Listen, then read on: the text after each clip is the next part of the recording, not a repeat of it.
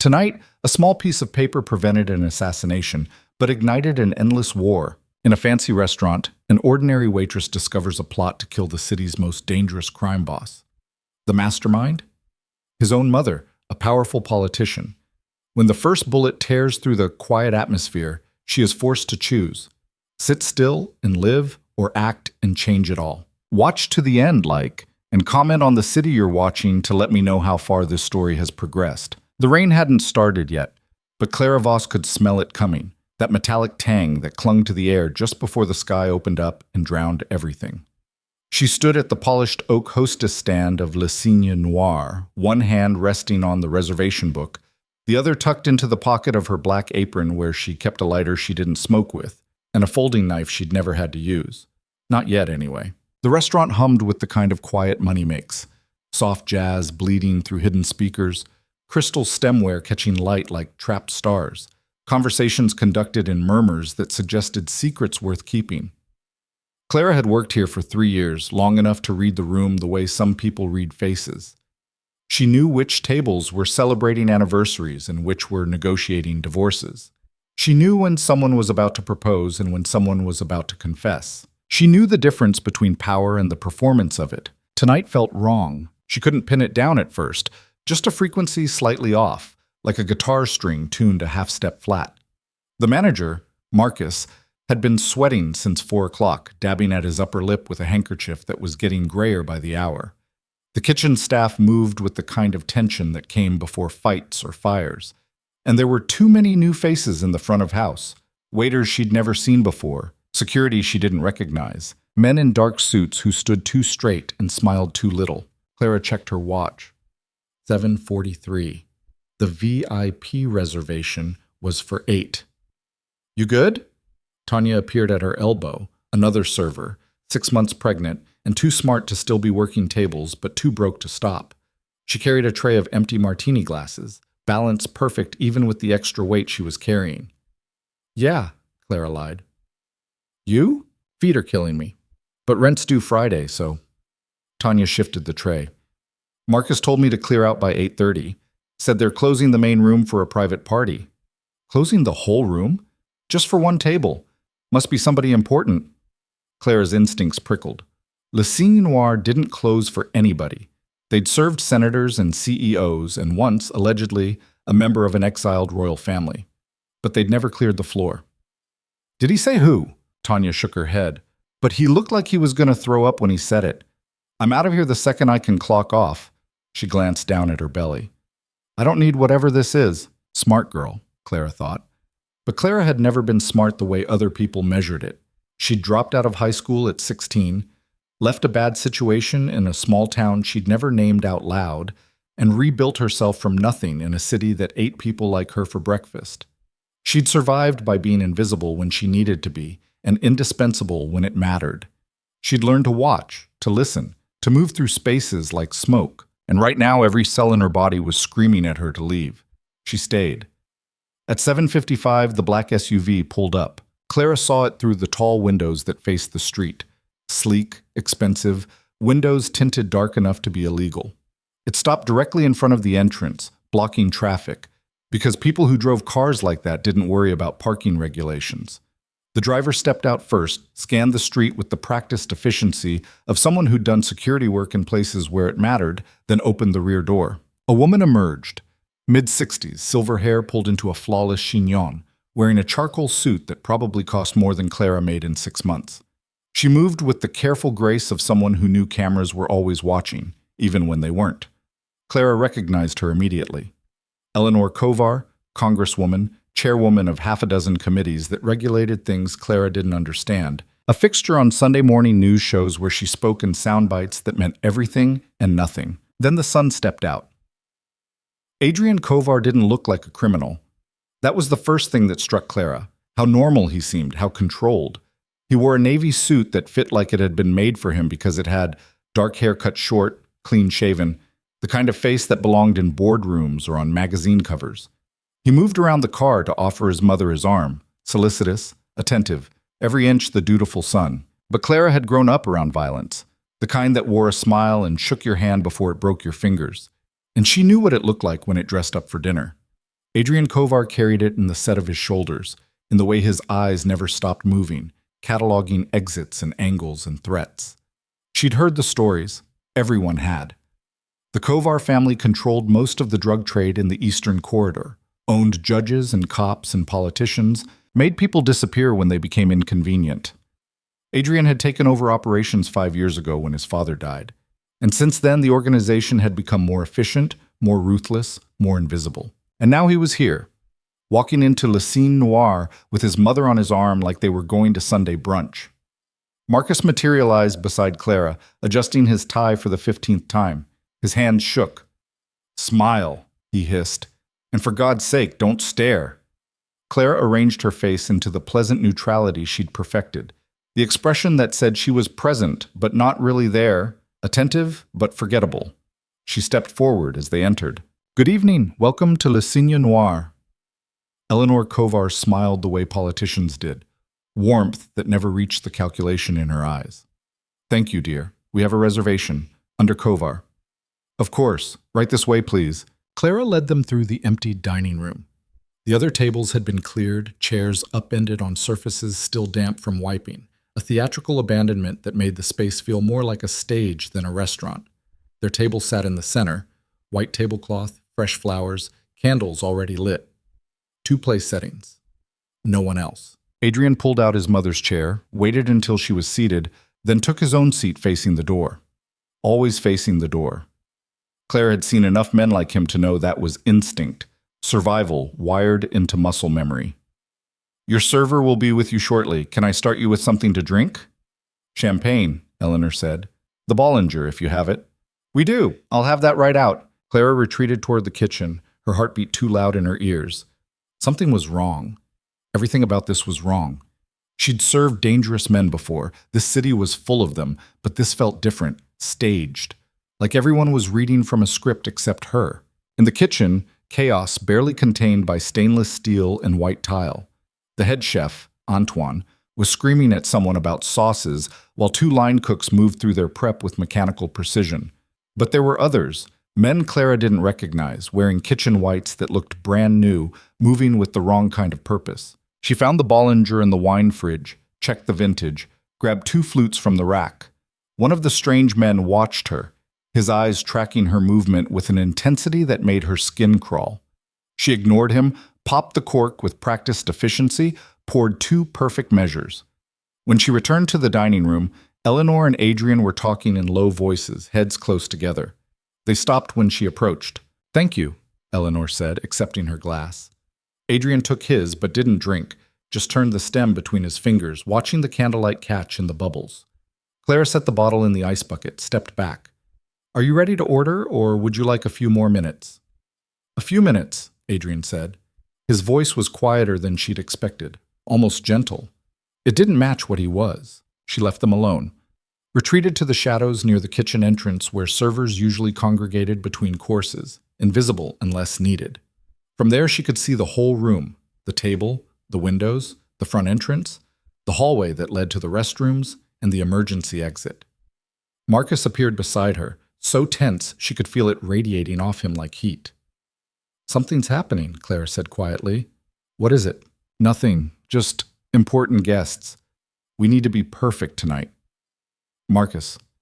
She looked at him, really looked at him, and saw fear in the lines around his mouth. "What's happening?" He opened his mouth, closed it, shook his head. "Just do your job, Clara, please. Just don't get involved." He walked away before she could press him, disappearing into his office off the main corridor. Clara stood alone, watching Eleanor and Adrian Kovar pretend to be a normal mother and son, having a normal dinner. Eleanor's hand shook when she lifted her glass. Adrian noticed but didn't comment. The first irregularity came at 8:15. 2 men entered through the back entrance, the one that led to the delivery dock and the dumpsters, and the part of the city that didn't photograph well. They weren't dressed like staff, jeans, dark jackets, carrying nothing. They moved through the kitchen without stopping, without speaking to anyone, and disappeared into the storage area. Clara's throat went dry. She found one of the sous chefs, a kid named David, who owed her for covering his shift last month. "Who are they?" "Who?" "The 2 guys who just came through the back." David's face went carefully blank. Didn't see anyone. David, I didn't see anyone, Clara. Neither did you, okay? He turned back to his station, shoulders tight, and she knew she wouldn't get anything else from him. Fear had settled into the kitchen like smoke, thick and choking, and everyone was trying not to breathe it in. Clara made her way to the storage area, moving like she had a reason to be there, like she was just looking for extra napkins or another bottle of wine. The room smelled like cardboard and onions and something else, gun oil maybe, or the particular kind of sweat that came from adrenaline. The two men stood near the back, talking in low voices. One of them saw her, stopped mid-sentence. "Can I help you?" His tone made it clear she should leave. "Just grabbing supplies." Clara kept her voice light, bored, the voice of someone who didn't care about anything happening around her. She pulled a stack of napkins from a shelf, turned to leave. "Hey!" She stopped. "You didn't see us. Understand?" Clara met his eyes, cold, professional, empty of everything except purpose, and nodded. She left with the napkins clutched to her chest and her pulse hammering in her wrists. Back in the dining room, Eleanor and Adrian had ordered. Clara took her position near the wall, watching, waiting. One of the new waiters, tall, dark-haired, moving with the wrong kind of grace, approached their table with water glasses. He poured for Eleanor first, then Adrian, setting the pitcher down with hands that were too steady. Clara had been a server long enough to know that everyone's hands shook a little when they were tired or stressed or working a double shift. This man's hands didn't shake at all.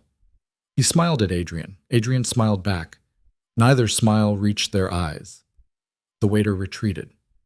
Clara watched him disappear toward the kitchen, then reappear a moment later, positioning himself near the hostess stand with a clear line of sight to the Kovar table. The pieces started falling into place, edges sharp enough to cut. Too many strange men, too much security, too much fear. A restaurant cleared for a single table. A delivery that went unlogged, Marcus sweating through his shirt, Eleanor's trembling hands, Adrian's careful positioning, his constant awareness of exits and angles. This wasn't dinner, this was something else. At 8:40, Clara heard it. Not words, just a fragment of conversation as she passed near the kitchen entrance. Two of the strange men talking to each other in the kind of shorthand people used when they'd worked together before. Timing has to be perfect. After the main course, make sure the sun. Clara's blood froze. She kept walking, forced herself not to react, made it to the hallway near the restrooms before she stopped, pressed her back against the wall, and tried to breathe through the panic flooding her chest. The sun. They were going to kill Adrian Kovar. Here. Tonight. In the middle of dinner with his mother. Clara's mind raced through options, through possibilities, through the calculus of survival she'd been running since she was 16 years old. She could leave. Right now. Clock out, walk out the back, disappear into the city, and pretend she'd never heard anything. That was the smart play. The safe play. The play that kept her breathing. But she thought about Eleanor's shaking hands, about the way Adrian had pulled out her chair, the small gesture of care, about the fact that whatever he was, criminal, killer, monster, he was about to be murdered in front of his mother, and his mother knew. Eleanor knew. Clara's stomach turned over. She thought about the champagne, the careful staging, the private room. Eleanor had delivered her own son to his execution, and suddenly Clara was 16 again, in a kitchen that smelled like beer and burnt coffee, watching her stepfather's hands curl into fists, knowing what came next, knowing no one would help because no one ever helped. She'd survived that night by being smart, by being small, by disappearing. She'd survived every night since by making the same choice. But something in her had broken that night, and something else had grown in its place, a hard, angry thing that lived behind her ribs and whispered that she was tired of being smart, tired of being small, tired of watching bad things happen to people who had no one. Adrian Kovar was a criminal. He'd probably killed people. He definitely deserved whatever came to him. But not like this. Clara pushed off the wall, moved with purpose back toward the kitchen. She needed paper, something to write on, something to... She grabbed a receipt pad from the hostess stand, clicked a pen, stared at the blank page. Her hand shook. What do you write to a man who's about to be murdered? What do you say that he'll believe fast enough to survive? She wrote 5 words, crossed them out. Tried again. 8 words this time. Direct. Undeniable. Your mother sold you out. You're not leaving alive. Go. She tore off the page, folded it small, tucked it into her palm. Her heartbeat was so loud she was sure everyone could hear it, sure someone would stop her, sure this was the stupidest thing she'd ever done. But she walked back to the dining room anyway. The main course had just been served: duck for Adrian, sea bass for Eleanor, plated with the kind of precision that turned food into art. Clara watched the regular waiter set down the dishes, watched him retreat, watched the fake waiter near the hostess stand shift his weight, watched two of the men from the kitchen drift toward positions that gave them angles on the table. It was happening, soon, maybe minutes. Clara picked up a water pitcher, the universal excuse to approach any table, and moved toward the Kovars. Eleanor was cutting her fish into small pieces, not eating any of it. Adrian had his fork raised, was saying something about property development in the northern district, his tone casual, relaxed, completely unaware that he was already dead. Clara reached the table, topped off Eleanor's water glass first, buying herself seconds to breathe, to commit, to cross the line she'd never be able to uncross. "More water, sir?" "Please." Adrian didn't look at her. People like him never looked at servers, never saw them as anything more than furniture that moved. Clara filled his glass, set down the pitcher, pulled the folded paper from her palm, and placed it on the edge of his plate, hidden beneath the rim, where only he would see it if he looked. Eleanor's eyes flicked up, caught the movement, narrowed. Clara stepped back. "Enjoy your meal." She turned and walked away, her legs somehow still working despite the adrenaline turning her joints to water. She made it 5 steps before she heard it, the scrape of a chair, the shift in the room's energy, the moment when everything that had been potential became kinetic. "Mom." Adrian's voice, soft, a single syllable that contained volumes. Clara didn't turn around. She kept walking, toward the kitchen, toward the exit, toward anywhere that wasn't here. But she heard Eleanor's response, heard the crack in her voice when she said, "Adrian, I—" The gunshot was louder than Clara expected. Glass exploded somewhere behind her, the tall windows maybe, or the mirror above the bar. Someone screamed. Clara dropped, instinct taking over, hitting the floor as the second shot tore through the space where her head had been. The fake waiter near the hostess stand had drawn a weapon, sleek, black, professional. He was firing toward the Kovar table, controlled bursts, the kind of shooting that came from training and muscle memory. But Adrian was already moving, already out of his chair, already dragging his mother down with him. More gunfire. The 2 men from the kitchen burst into the dining room, weapons raised. The main entrance crashed open and men in tactical gear flooded in. Adrian's security, Clara realized. The real security, not the ones who'd been bought off or fooled. The restaurant became a war zone. Clara crawled toward the kitchen, glass cutting her palms, her ears ringing from the percussion of gunfire in an enclosed space. Someone grabbed her ankle and she kicked, hard, connected with something that felt like a face. The grip released. She scrambled forward. A hand closed around her arm, yanked her to her feet. She struck out blindly, connected with nothing. "Easy. I'm not going to hurt you." Adrian Kovar. Blood on his sleeve, his mother pressed against the floor behind him, his eyes scanning the room with the kind of tactical awareness that came from experience. He was holding a gun. Where had he gotten a gun? And using his body to shield both her and Eleanor. "Back exit," he said. "Now." Clara pointed toward the service corridor, the hallway that connected the kitchen to the alley. Adrian nodded, shifted Eleanor into motion, kept Clara close. They moved as a unit, staying low, using the overturned tables as cover. More gunfire. Someone was shouting orders. Glass kept breaking, the sound of a place being destroyed mixing with the wet sounds of bullets finding bodies. They made it to the corridor. Adrian slammed the door behind them, shot the lock for good measure. The hallway was narrow, dim, lined with storage shelves and the detritus of restaurant operations. Eleanor was crying, quiet, dignified sobs that she tried to muffle with her hand. "Who are you?" Adrian's attention was on Clara now, full and focused, the kind of attention that missed nothing. "Just a waitress." "You wrote the note." "Yeah." "How did you know?" Clara's laugh was sharp, bitter. "I listened. I watched. I'm good at that." Adrian studied her for another heartbeat, then nodded. "Thank you." The simple words hung in the air between them, inadequate for what had just happened, for what was still happening. From the dining room, the sounds of fighting were dying down. Either Adrian's people had won or everyone was dead. Adrian moved to the door at the end of the corridor, the one that opened onto the alley. He tried the handle, locked from the outside. "Stand back." He shot the lock 3 times, kicked the door open. Rain poured through the opening. The storm had started while they'd been inside, turning the alley into a river of runoff and garbage. An armored vehicle sat idling at the mouth of the alley, back door open, a man in tactical gear waving them forward. Adrian went first, weapon raised, checking angles. Then he reached back for his mother. Eleanor took his hand, let him guide her through the rain toward safety.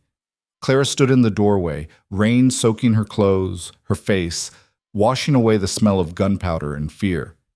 She should go back. Clock out. Pretend none of this had happened. Adrian looked back at her from the vehicle. "Come on." "I can't. They saw you. They saw you warn me. You're not safe here." Clara's mind spun through the implications. He was right. The men in the restaurant had seen her approach the table, seen Adrian read the note, seen him react. They knew she'd ruined their plan. And people who made plans like this didn't leave witnesses. She ran. The alley was slick with rain and oil and things she didn't want to identify. Her shoes, stupid, impractical, designed for serving drinks, not running for her life, slipped on the pavement. She went down hard, caught herself on her hands, felt skin tear. Someone grabbed her arm, hauled her up. Adrian. He didn't let go until she was in the vehicle, until Eleanor was between them, until the door was closed and they were moving. The city blurred outside the bulletproof windows. Rain hammered the roof. Eleanor's crying had stopped, replaced by a hollow silence that was somehow worse. Clara sat pressed against the far door, trying to understand what had just happened, trying to reconcile the fact that 5 minutes ago she'd been a waitress, and now she was in an armored car with a crime lord and his mother, who'd just tried to have him killed. Adrian was on his phone, speaking in low tones to someone on the other end. Commands, not questions. Clara caught fragments. Secure the perimeter. Sweep the building. Find out who talked. He ended the call, turned his attention to his mother. "Look at me." Eleanor raised her head. Her makeup was ruined, mascara tracking down her cheeks, her perfect composure completely shattered. She looked old suddenly, fragile, human. Why? The question was simple. The answer seemed to take everything Eleanor had left. "They had proof," she whispered. "Records, documents, evidence of things I did years ago when I was building my career, things that would destroy everything I've worked for. They said if I didn't give them you, they'd release it all. I'd lose my seat. The committees, everything. I'd go to prison, Adrian. So you chose prison for me instead. I chose survival. I chose..." Her voice broke. "I didn't know what else to do." The silence that followed was dense enough to choke on. Clara sat very still, trying to be invisible the way she'd always been invisible, trying to pretend she wasn't hearing this, wasn't witnessing this moment of brutal honesty between a mother and the son she'd betrayed. Adrian finally looked away, stared out at the rain-soaked city. When he spoke, his voice was carefully controlled, emotion locked down somewhere Clara couldn't see. "Did you really think it would work?" Yes, I thought it would. They were professionals. They had it planned to the second. If she hadn't..." Eleanor's eyes found Clara, filled with something that might have been gratitude or might have been hate. "If she hadn't warned you, you'd be dead." Adrian nodded slowly. "Yeah, I would be." The vehicle turned onto a highway, picked up speed, leaving the city center behind. Clara had no idea where they were going. She had no phone. She'd left everything in her locker at the restaurant. No way to contact anyone, no way to leave. She was trapped in this car with these people and whatever came next. "Where are we going?" she asked, her voice smaller than she'd intended. Adrian glanced at her, seemed to remember she existed. "Somewhere safe. For now." I have a shift tomorrow. My rent is due. You can't go back to your apartment. They'll know who you are by now. They'll be watching." The reality of it hit Clara like cold water. Her apartment, her life, the fragile stability she'd built over 3 years in this city, gone, because she'd written 8 words on a piece of paper. "I didn't ask for this," she said. "I know." Adrian's voice was gentler than it had been with his mother. "But you're in it now, and I don't leave debts unpaid. You saved my life. I'll keep you safe until this is over. And then what? He didn't answer. Maybe he didn't have one. The vehicle pulled off the highway, wound through residential streets that got progressively nicer. Houses becoming estates, becoming private drives behind gates that required codes to open. They stopped in front of a brick building that looked like it had been a factory once, converted into lofts that cost more per month than Clara made in a year. Adrian's security swept the area first, checking sight lines and entry points, moving with practiced efficiency. When they gave the all clear, Adrian helped his mother out of the vehicle. Eleanor had gone somewhere inside herself, moving mechanically, responding to direction but not really present. Clara followed them into a lobby that smelled like expensive renovations and money, new paint, polished concrete, the subtle scent of whatever they cleaned rich people's floors with. An elevator took them to the top floor, opened directly into a loft space that was all exposed brick and tall windows and furniture that looked uncomfortable but probably cost more than Clara's car. Adrian settled Eleanor on a couch, draped a blanket over her shoulders like she was fragile china that might shatter if handled too roughly. She stared at nothing, lips moving soundlessly, caught in some internal dialogue Clara couldn't hear. "There's a bedroom through there," Adrian pointed to a door off the main space. "You can rest. We'll figure out next steps in the morning." Clara wanted to argue, wanted to demand answers, wanted to understand how her life had imploded so completely in the space of an hour. But exhaustion was catching up with her, adrenaline crash turning her limbs to lead, and she didn't have the energy to fight. She found the bedroom, sparse, clean, a bed that looked too soft for the kind of sleep she needed. She sat on the edge of it, still in her ruined uniform, still wearing shoes that pinched her feet, and stared at her hands. They were shaking. Had been shaking since she'd written the note, maybe since before that, since the moment the SU-5 had pulled up and she'd known something was wrong. She'd saved a criminal's life tonight. She'd probably ended her own in the process. And the worst part, the part that made her want to laugh or scream or both, was that given the choice again, she thought she might do the same thing. From the main room, she heard voices, Adrian on the phone again, speaking too quietly for her to make out words. Eleanor crying, the sound muffled like she was trying to hide it. The rain against the windows, relentless, washing away evidence and witnesses, and whatever chance Clara had of going back to the life she'd built. She lay down on the bed without undressing, stared at the ceiling, and tried to remember what normal had felt like. Tried to imagine a version of herself who'd just finished a shift, who'd gone home to her studio apartment with the broken heater and the noisy neighbors, who'd heated up leftover takeout and watched something mindless on her laptop until she fell asleep. That version of Clara seemed impossibly distant now, separated by a choice that couldn't be unmade, a line that couldn't be uncrossed. She closed her eyes and waited for sleep that didn't come, listening to the rain and the voices and the sound of a life ending, wondering what came next, wondering if there was any version of next that didn't end with her in the ground. Outside, the city kept moving, kept breathing, kept swallowing secrets and spitting out lies. And somewhere in that city, men who'd failed to kill Adrian Kovar tonight were already planning how to finish the job. Clara didn't sleep. She lay on top of the covers watching shadows move across the ceiling, listening to the rain turn from downpour to drizzle to nothing, listening to the city wake up outside windows she couldn't see through because the blinds were expensive and automatic and closed tight against the world.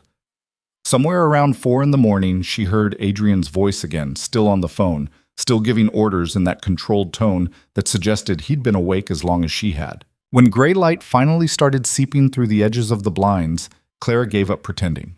She sat up, looked down at her uniform, wrinkled, stained with things she didn't want to identify, smelling like gunpowder and fear and the kitchen grease that never quite washed out. She needed a shower. She needed clean clothes. She needed to understand what the hell happened next. She found a bathroom attached to the bedroom, all marble and chrome and the kind of fixtures that probably had Italian names. She stripped off the uniform, left it in a pile on the floor, and stood under water hot enough to hurt. Washed her hair with shampoo that smelled like something botanical and expensive. Watched the water at her feet turn gray, then clear. Stayed under the spray until the heat ran out and her skin was pink and raw. There were towels. Soft. Thick. The kind hotels used in advertisements. She wrapped one around herself, stared at her reflection in the mirror that covered an entire wall. She looked different. Harder, maybe. Or just exhausted. Dark circles under her eyes. A bruise forming on her shoulder where she'd hit the floor, cuts on her palms from the glass. Evidence of a night that had happened, that couldn't be undone. Someone knocked on the bedroom door. Yeah? Her voice came out rough. There's clothes. Adrian's voice muffled by wood and distance. On the bed. They should fit. Clara waited until she heard his footsteps retreat, then emerged from the bathroom. Jeans on the bed, a sweater, undergarments still in packaging, socks. Everything looked new, looked like it had been pulled from storage or bought this morning by someone who knew her size without asking. She dressed quickly, trying not to think about how Adrian had known what would fit, trying not to feel like she was putting on a costume for whatever came next. The clothes fit perfectly. Of course they did. The main room had changed since last night. Laptops on the dining table, paper spread across every surface. Men she didn't recognize moving through the space with the careful efficiency of people who knew their roles. Adrian stood by the windows, phone pressed to his ear, staring out at a city that looked clean and innocent in the morning light. Eleanor sat on the couch where Adrian had left her, still wrapped in the blanket, but different now. Awake. Alert. Her eyes tracked Clara's movement across the room with the kind of calculation that reminded Clara exactly who this woman was. Not just a mother who'd made a terrible choice, but a politician who'd survived decades in a system designed to eat people alive. Coffee's in the kitchen.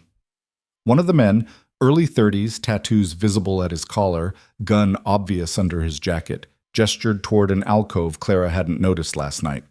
Help yourself. Clara poured coffee into a mug that probably cost more than her weekly grocery budget, added sugar she found in a cabinet that held nothing but expensive coffee equipment, and tried to look like she belonged here.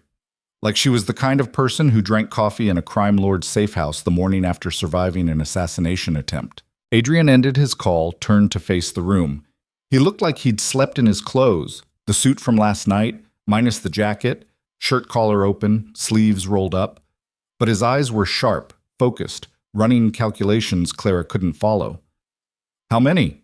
He asked the tattooed man. 4 confirmed dead at the restaurant. 2 of ours, 2 of theirs. 3 wounded, all theirs, all in custody. The rest scattered when our guys arrived. The police? Handled. Official story is a robbery gone wrong. Restaurant owner is cooperating. No mention of you or your mother. Adrian nodded, absorbing this, fitting it into whatever larger picture he was building. The leak? Still working on it. Someone inside gave them the reservation, the timing, the security rotation. We're running down everyone who had access. Run faster. The man nodded, retreated to one of the laptops, started typing with the kind of intensity that suggested failure wasn't an option. Clara sipped her coffee, stayed quiet, tried to be invisible the way she'd always been invisible. But Adrian's attention found her anyway, pulled her into the conversation like gravity. You okay? The question was absurd. She wanted to laugh. Instead, she said, define okay. Almost smiled there and gone. Fair enough, you hungry? I need to know what happens next. The room went quiet. Even the men at the laptop stopped typing. Eleanor shifted on the couch, the blanket slipping from her shoulders. Adrian studied Clara for a long moment, the kind of assessment that felt like being weighed and measured and judged. Finally, he nodded. Sit down, we need to talk. Clara sat at the dining table, across from where Adrian settled into a chair with the careful movement of someone whose body hurt but who'd never admit it. Eleanor stayed on the couch, watching, saying nothing. The people who tried to kill me last night, Adrian began, are part of an organization called the Syndicate. They're not local. They're not even national. They operate across borders, multiple countries, controlling everything from drug trade to human trafficking to political influence. They're bigger than me. Bigger than anyone in this city. Clara's coffee had gone cold in her hands. Why do they want you dead? Because I'm in their way. My family's operation, what we control here, it's valuable territory. They've been trying to move in for years, but my father kept them out. After he died, I kept them out. They decided negotiation wasn't working, so they went for a different approach. They blackmailed your mother. Adrian's jaw tightened. Yes. Clara looked at Eleanor, who met her gaze without flinching. In the morning light, composed again, Eleanor Kovar looked like what she was. A woman who'd made impossible choices and lived with them. who'd weaponized respectability and used it to build power in a system that wanted to destroy her. "What did they have on you?" Clara asked. "That's not relevant," Eleanor said, her voice sharp, controlled, every inch the Congresswoman. "It's relevant if I'm risking my life for this." Silence. Adrian watched his mother, waited. The power dynamic in the room shifted, subtle but undeniable. Eleanor's fingers tightened on the blanket. "When I was younger, building my political career, I accepted money from sources I shouldn't have. Foreign interests. Criminal organizations. I used that money to fund campaigns, to buy influence, to build the foundation of everything I have now. The syndicate has records, financial transactions, recordings of conversations, evidence that would put me in federal prison for the rest of my life. So you gave them your son instead. I gave them a solution that kept me alive and useful to them. They wanted access to this city's operations. I thought—" Her voice cracked, just slightly. "I thought if Adrian was gone, I could negotiate. Take over what was left of the family business, transition it to their control gradually, maintain my position in Congress, give them the political cover they needed." "You were going to become their puppet," Adrian said. No emotion in his voice, just statement of fact. "I was going to survive. That's what I do. That's what I've always done." Clara set down her coffee before she threw it. "You're a mother." Eleanor's laugh was bitter, hollow. "I'm a lot of things. Mother is somewhere on the list, but it's not at the top. You think that makes me a monster? Maybe. But I've spent 30 years watching men who are actual monsters run this country. And I decided a long time ago that if I wanted to change anything, I had to be willing to become one too. You don't survive in my world by being soft. You don't survive in any world by killing your own children." The words hung in the air, sharp enough to draw blood. Eleanor's composure cracked, just for a second, grief or guilt or something else flickering across her face before she locked it down. Adrian stood, moved to the windows, put distance between himself and his mother. "We're wasting time. Clara, here's the situation. The syndicate knows you warned me. They saw you. By now they've identified you, pulled every piece of information they can find. They know where you live, where you work, where you go when you're not working. You can't go back to any of that. For how long? Until this is over. And when is that?" Adrian turned to face her. "When the syndicate is gone. Or when I am." Clara's stomach dropped. "You're going to war with them." "I don't have a choice. They came for me in a public place. They involved civilians. They broke rules that have kept this city from turning into a bloodbath for decades. If I don't respond, I look weak. If I look weak, I'm dead anyway. So yes, I'm going to war." "That's insane. You said they're bigger than you. How do you fight something you can't beat?" Adrian's smile was cold, dangerous. The smile of someone who'd been underestimated his entire life and learned to weaponize it. "You don't fight it head on. You dismantle it, piece by piece. You find the weak points, the connections, the people who are in it for money instead of loyalty. You make them understand that coming after you costs more than you're worth." Clara stood, needing to move, needing to do something with the energy flooding her system. "I'm a waitress. I can't help you with this. I don't know anything about your world. You knew enough to save my life. That was different. That was just, I heard something and I reacted. This is—" She gestured at the room, at the men with guns, at the laptops full of information she didn't understand. "This is professional. I'm not professional."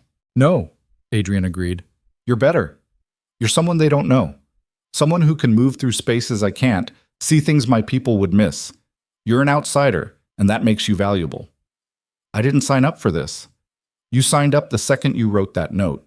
The truth of it hit her like a fist. He was right. She'd crossed a line last night, and there was no going back across it. The syndicate wouldn't care that she was just a waitress, wouldn't care that she'd acted on instinct. She'd interfered with their plan, cost them their shot at Adrian, probably gotten some of their people killed. In their eyes, she was already part of this war, whether she wanted to be or not. Clara sat back down, felt the weight of inevitability settle on her shoulders. "What do you want from me? For now? Stay here. Stay safe. Let me figure out who leaked the information, who in my organization is working with them. After that, we'll see. And if I say no, if I just walk out that door and take my chances?" Adrian's expression didn't change. "I won't stop you. But you should know that the syndicate's primary interrogation method involves removing fingers one at a time until you tell them everything you know. And since you don't know anything, they'll just keep removing fingers until they get bored. Then they'll move to other parts. Clara's throat went dry. You're trying to scare me. I'm trying to keep you alive. There's a difference. Silence filled the space between them, heavy with unspoken implications. Clara thought about her apartment, her life, the carefully constructed invisibility she'd maintained for 3 years. All of it gone, burned away by 8 words on a piece of paper. Eleanor spoke from the couch, her voice softer than before. He's right. They won't stop looking for you. And when they find you... She stopped, shook her head. Stay here. At least until this is resolved. Resolved, Clara repeated. You mean until people are dead? Yes. The honesty was almost refreshing. Clara looked at Eleanor, really looked at her, and saw something she recognized. The hollow exhaustion of someone who'd made terrible choices and had to live inside them, who'd traded pieces of themselves for survival and wasn't sure if anything essential remained. Did you love him? Clara asked. Adrian, when he was a kid, before all this. Did you love him?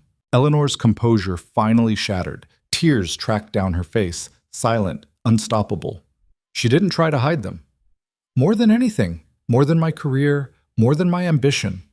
When he was small, before my husband pulled him into the business, before he became... She gestured helplessly. I loved him so much it terrified me. And then I gave him away anyway, because I was terrified of something else more. Adrian had gone very still by the windows. His face was blank, carefully neutral, but Clara could see the tension in his shoulders, the way his hands had curled into fists. You don't get to do that, he said quietly. You don't get to love me and try to kill me and then cry about it. Pick one. Adrian, no. He turned, faced his mother fully. You made your choice last night. You chose your career, your freedom, your survival. Fine. I understand that. I've made similar choices, but don't stand here and pretend it destroyed you. You're still breathing. You're still free. You're still you, so own it. Eleanor stood, the blanket falling away, revealing the rumpled suit from last night, the disheveled hair, the smeared makeup, all the evidence of humanity she usually kept hidden. You think I don't regret it? You think I slept last night? You think I can look at you without seeing what? Your son? Or the problem you tried to solve? The question hit like a blade. Eleanor recoiled, sat back down heavily, and the fight went out of her all at once. She looked old again, defeated, hollowed out. Clara stood. I need air. No one stopped her. She found a door that led to a balcony, small, overlooking the city, the morning sun turning everything gold and clean and false. She gripped the railing, breathed deep, tried to process everything that had happened in the last 12 hours. Behind her, she heard Adrian and Eleanor talking in low voices, words she couldn't make out, but tone she could. Recrimination and grief and the kind of damage that didn't heal, just scarred over and ached when the weather changed. Footsteps. One of the men from inside, the tattooed one, joined her on the balcony, lit a cigarette without asking if she minded. You settling in okay? Clara laughed, the sound sharp and humorless. Is that a real question? Fair enough. He took a drag, exhaled smoke toward the city. I'm Marcus. Not the restaurant Marcus. Different Marcus. There's a lot of Marcuses in the world. True fact. He studied her with the same assessing look Adrian had used, but gentler, less dangerous. You did good last night. Most people would have frozen. Most people are smarter than me. Maybe. But smart doesn't always mean alive. Another drag. Adrian's a good man. I know that sounds crazy given what he does, but it's true. His father was a monster, the kind who enjoyed hurting people. Adrian's different. He does what needs doing, but he doesn't like it, doesn't get off on it. Why are you telling me this? Marcus shrugged. Because you're scared, and you should be. But you should also know that if anyone can keep you alive through this, it's him. He pays his debts, and you saved his life, so that's a pretty big debt. Clara turned to face him. What happens if I want out, after this is over? What happens if I just want to disappear? Then you disappear. Adrian's not going to force you into his world. He'll give you money, new identity if you need it, set you up somewhere safe, but Marcus paused, choosing words carefully. But once you're in this deep, once you've seen what you've seen, leaving doesn't mean forgetting. You'll carry it with you, wherever you go. The truth of that settled into Clara's bones. She thought about the sound of gunfire, the smell of blood, Eleanor's tears, Adrian's controlled fury. Marcus was right. She'd carry all of it, forever. I need to make a call, she said. There's someone who'll be worried. Who? Friend from the restaurant, Tanya. She's pregnant. She was working last night. She probably thinks I'm dead. Marcus nodded. I'll get you a clean phone. Don't use your real one. Don't call anyone else. 5 minutes. That's it. The syndicate might be monitoring your contacts. He went inside, returned with a burner phone still in plastic packaging. Clara opened it, powered it on, tried to remember Tanya's number. It came to her in pieces. Muscle memory from the days before smartphones when she'd had to actually remember things. The phone rang 4 times before Tanya picked up. Hello? It's Clara. Silence. Then, oh my God, Clara, I thought the news said there was a shooting. They said 2 people died. I thought, I'm okay. I'm safe. I needed you to know I'm okay. Where are you? What happened? The police came by my apartment. They were asking about you, about whether I'd seen you leave. What did you tell them? Nothing. I said I left before my shift ended. I don't know anything. But Clara, what the hell is going on? Clara closed her eyes, felt the weight of secrets she couldn't share, lies she'd have to tell. I can't explain right now, but I'm safe. I'm with people who are keeping me safe, and I need you to forget you heard from me, okay? If anyone asks, you don't know where I am, you haven't talked to me, you're as confused as everyone else. You're scaring me. I know. I'm sorry, but this is important. Just take care of yourself. Take care of the baby. And don't try to find me. Clara. She ended the call before Tanya could say more, before her voice could crack with tears that would break Clara's resolve. She handed the phone back to Marcus, who took it without comment. Feel better? No, but at least she knows I'm alive. They stood in silence, watching the city wake up fully. Traffic building on the streets below, people moving through their normal lives, completely unaware that somewhere above them a waitress was standing on a balcony trying to understand how her life had become unrecognizable. Inside raised voices. Clara turned, saw through the glass doors that Adrian and Eleanor were arguing now, really arguing, the kind of fight that came from years of unresolved tension finally finding an outlet. Should have told me. Adrian's voice, louder than before, control slipping. And what would you have done? Solved it. Saved me. You're a criminal, Adrian, not a, I'm your son. The words echoed through the loft. Eleanor went quiet. So did everyone else. The men at the laptops found reasons to look at their screens. Marcus shifted uncomfortably beside Clara. Adrian stood in the middle of the room, chest heaving, something raw and dangerous in his expression. I'm your son, and you sold me out without even asking if I could help. You assumed I was just like Dad, just another monster in a suit. You didn't even give me a chance. Would it have mattered? Eleanor's voice was barely a whisper. I don't know, but you could have found out. Instead, you... He stopped, shook his head, turned away. I need to work. We'll finish this later. He stalked to one of the laptops, bent over it with one of his men, started issuing orders in a low voice that didn't invite interruption. Eleanor sat on the couch, staring at nothing, tears drying on her face.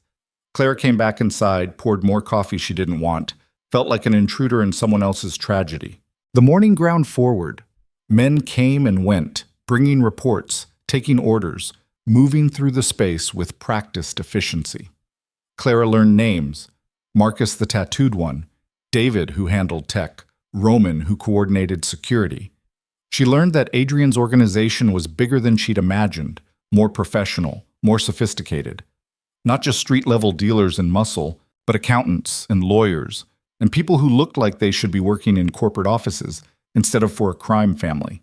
Around noon, David looked up from his laptop, his face pale. Boss, we found the leak. The room went silent. Adrian crossed to the table, leaned over David's shoulder, read whatever was on the screen.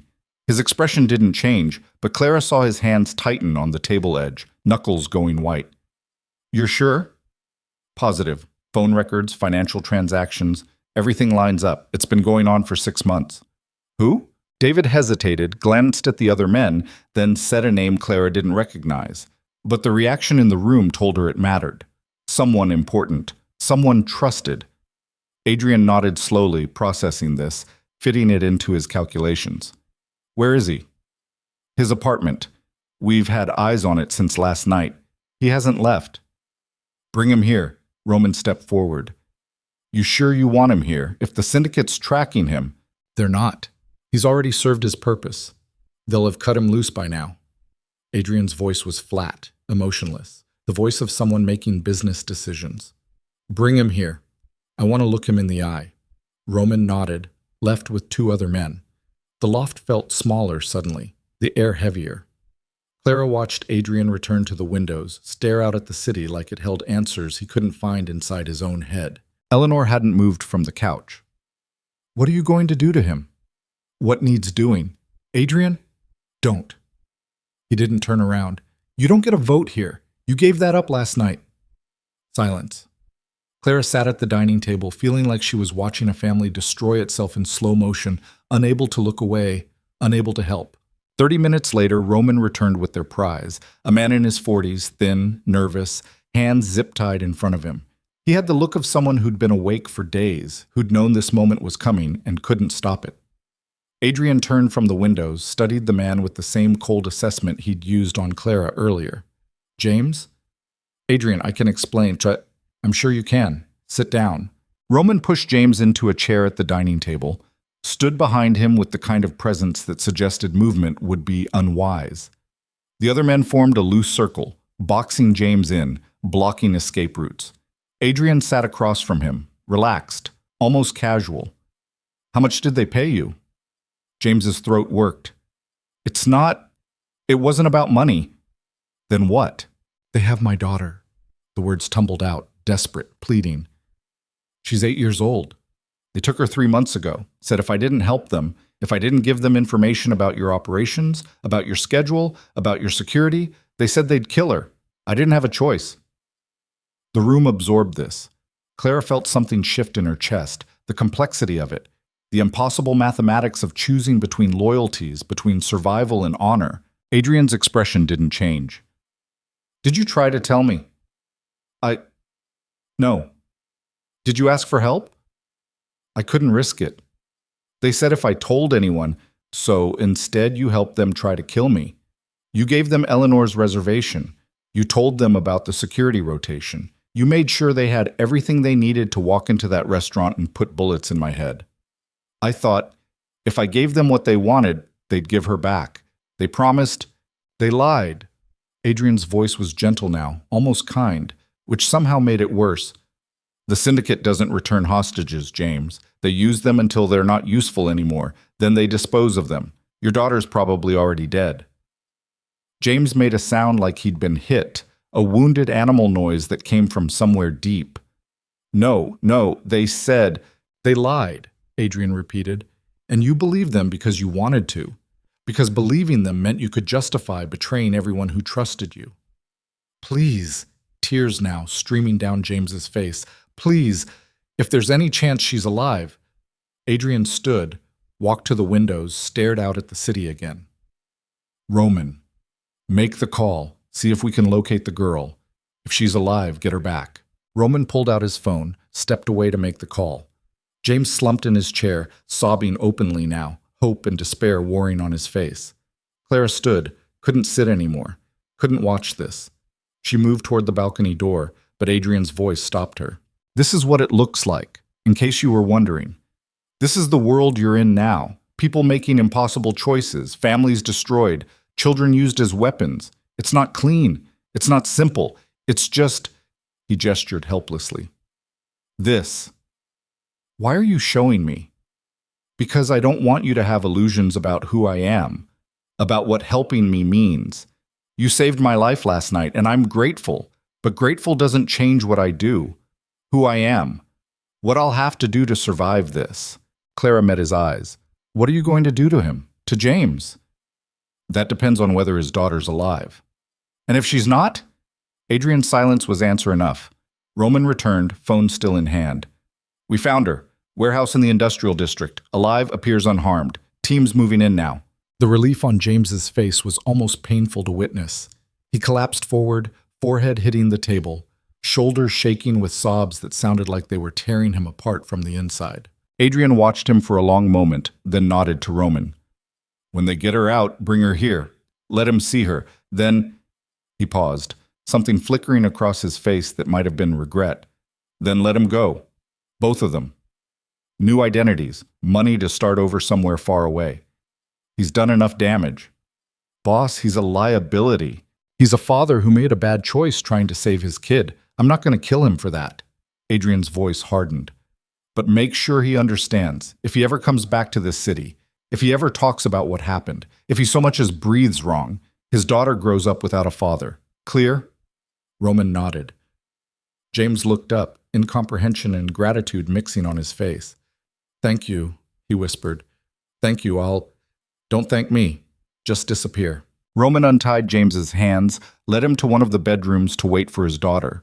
The room exhaled collectively, tension releasing in small increments. Eleanor stood from the couch, approached Adrian with the careful movement of someone approaching something dangerous. That was kind. What you just did. It was practical. Killing him doesn't help me. The syndicate already got what they wanted from him. He's worthless to them now. You could have killed him anyway, to send a message. I could have. Adrian turned to face her. But I'm not Dad. I keep telling you that, but you don't believe me. I'm starting to. They stood facing each other, mother and son, the space between them filled with everything they couldn't say, everything that had broken last night and might never be fixed.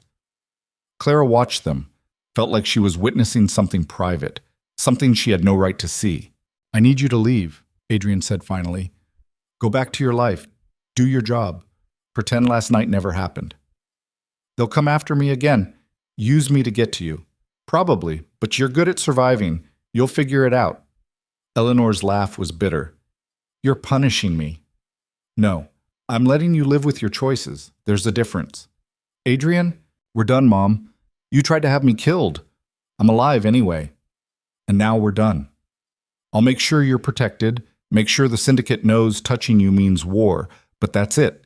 That's all you get. Eleanor nodded slowly, accepting this, understanding there was no argument that would change his mind. I really did love you. When you were small, I wasn't lying about that. I know. Does that matter? Adrian considered this, his face unreadable. I don't know yet. Ask me again in a few years, if we're both still alive. Roman returned from the bedroom.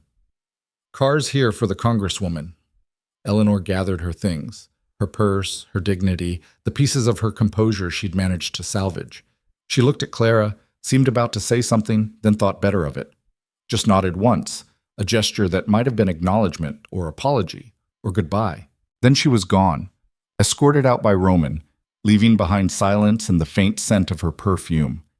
Adrian sat heavily in one of the chairs, suddenly looking exhausted, the control he'd maintained all morning finally slipping. He rubbed his face with both hands, breathed deep.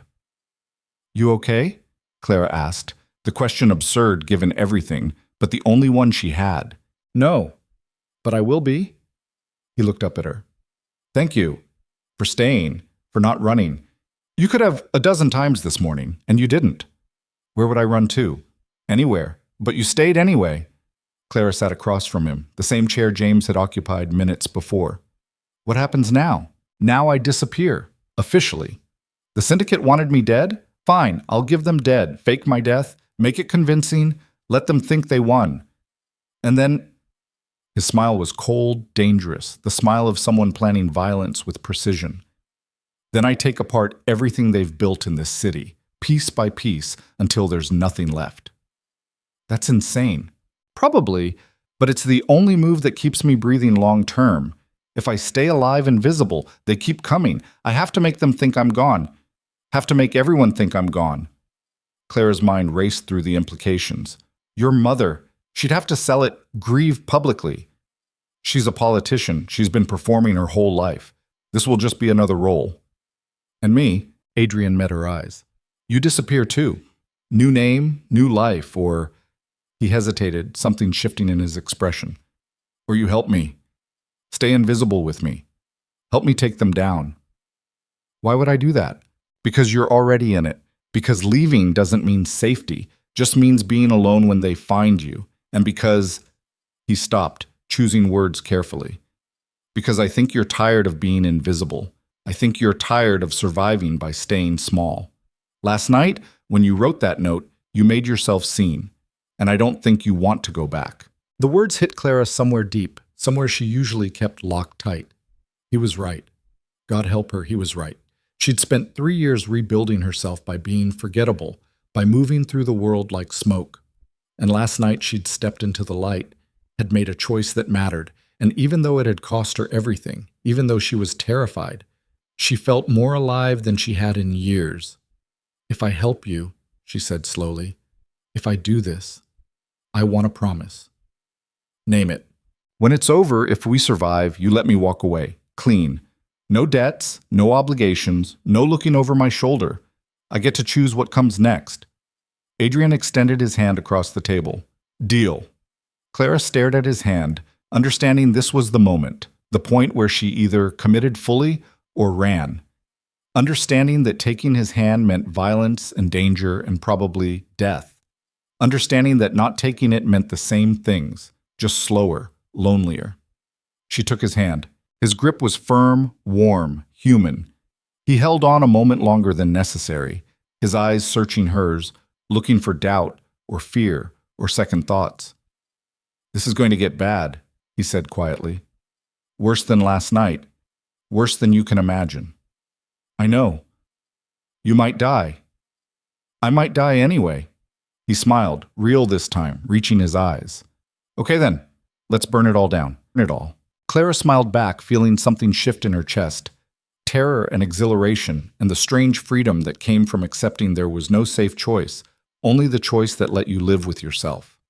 Outside the windows, the city sprawled beneath them, beautiful and false and full of secrets. Somewhere in that city, the syndicate was celebrating Adrian's failed assassination, planning their next move, believing they'd won.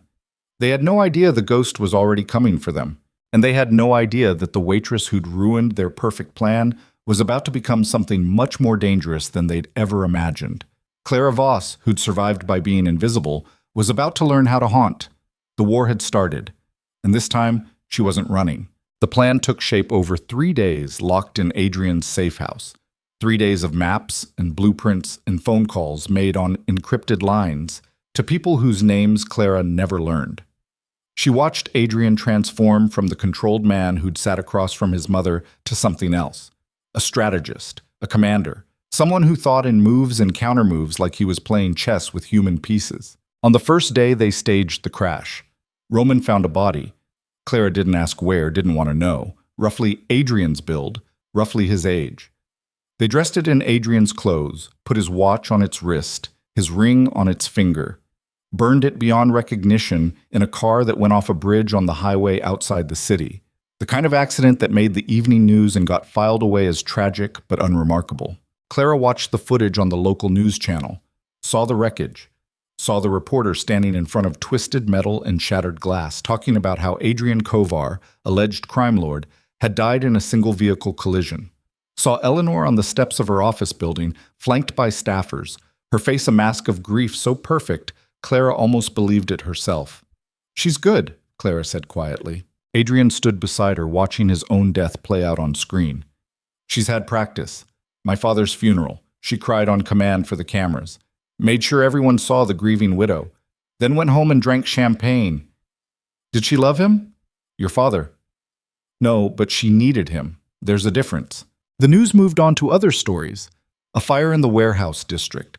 A political scandal involving a senator Clara didn't recognize. Sports scores that meant nothing. Adrian's death became just another headline, already fading into background noise. Think they bought it? Clara asked. We'll know soon enough. They knew by the end of the second day. David pulled up surveillance footage from 3 different syndicate-controlled properties, clubs, warehouses, fronts that looked legitimate but weren't. In each location, celebrations. Champagne flowing, men in expensive suits shaking hands, the body language of people who just won something they'd been fighting for. They bought it, David confirmed, rewinding the footage to show one particular figure, a man in his 50s, silver hair, moving through one of the clubs like he owned it. That's Vincent Calabrese. He runs the syndicate's Eastern operations. If he's celebrating, they're convinced. Adrian leaned closer to the screen, studying Calabrese with the intensity of someone memorizing an enemy's face. What do we know about him? Everything. David pulled up files, financial records, property deeds, communication logs. He's been in the game 30 years, worked his way up from muscle to management. Smart, careful, paranoid. Keeps his family separate from the business, lives in a compound outside the city with security that would make the Secret Service jealous. Weaknesses. His son, Marco.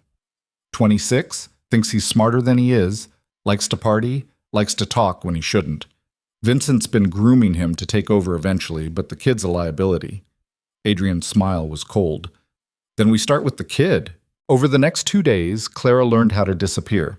Marcus brought her new identification, driver's license, credit cards, a complete identity for someone named Sarah Chen who'd never existed before yesterday. Clara practiced the signature, memorized the backstory, stared at the photo that looked like her but wasn't, not really. "You'll need to dye your hair, Sheik," Marcus said, setting down a box of hair color on the bathroom counter. Something different enough that casual recognition doesn't work. Clara picked up the box. Dark brown, almost black. Her natural color was lighter, dirty blonde that she'd never bothered to change. She looked at herself in the mirror, tried to imagine being someone else, wearing a different face. "I'll help," Marcus offered. "Used to do my sister's hair back when we were kids." They worked in silence, Marcus's hand surprisingly gentle as he sectioned her hair, applied the color with the practiced efficiency of someone who'd done this before. Clara watched in the mirror as her reflection changed, as the person she'd been started to disappear under layers of chemical transformation. "This is insane," she said quietly. "Yeah, but you're good at it." Marcus met her eyes in the mirror. "Adrian told me what you did at the restaurant, how you read the situation, how you acted without hesitating. That's not something you can teach. You've got instincts. Or I'm just lucky." Luck runs out. Instincts keep you breathing. When they finished, Clara looked like someone else. The dark hair changed her face, made her eyes look different, her cheekbones sharper. Sarah Chen looked back at her from the mirror, a stranger wearing her skin. That night, Adrian gathered everyone in the main room, his core team, the people he trusted with his life. Roman, Marcus, David, 3 others whose names Clara had learned over the past days.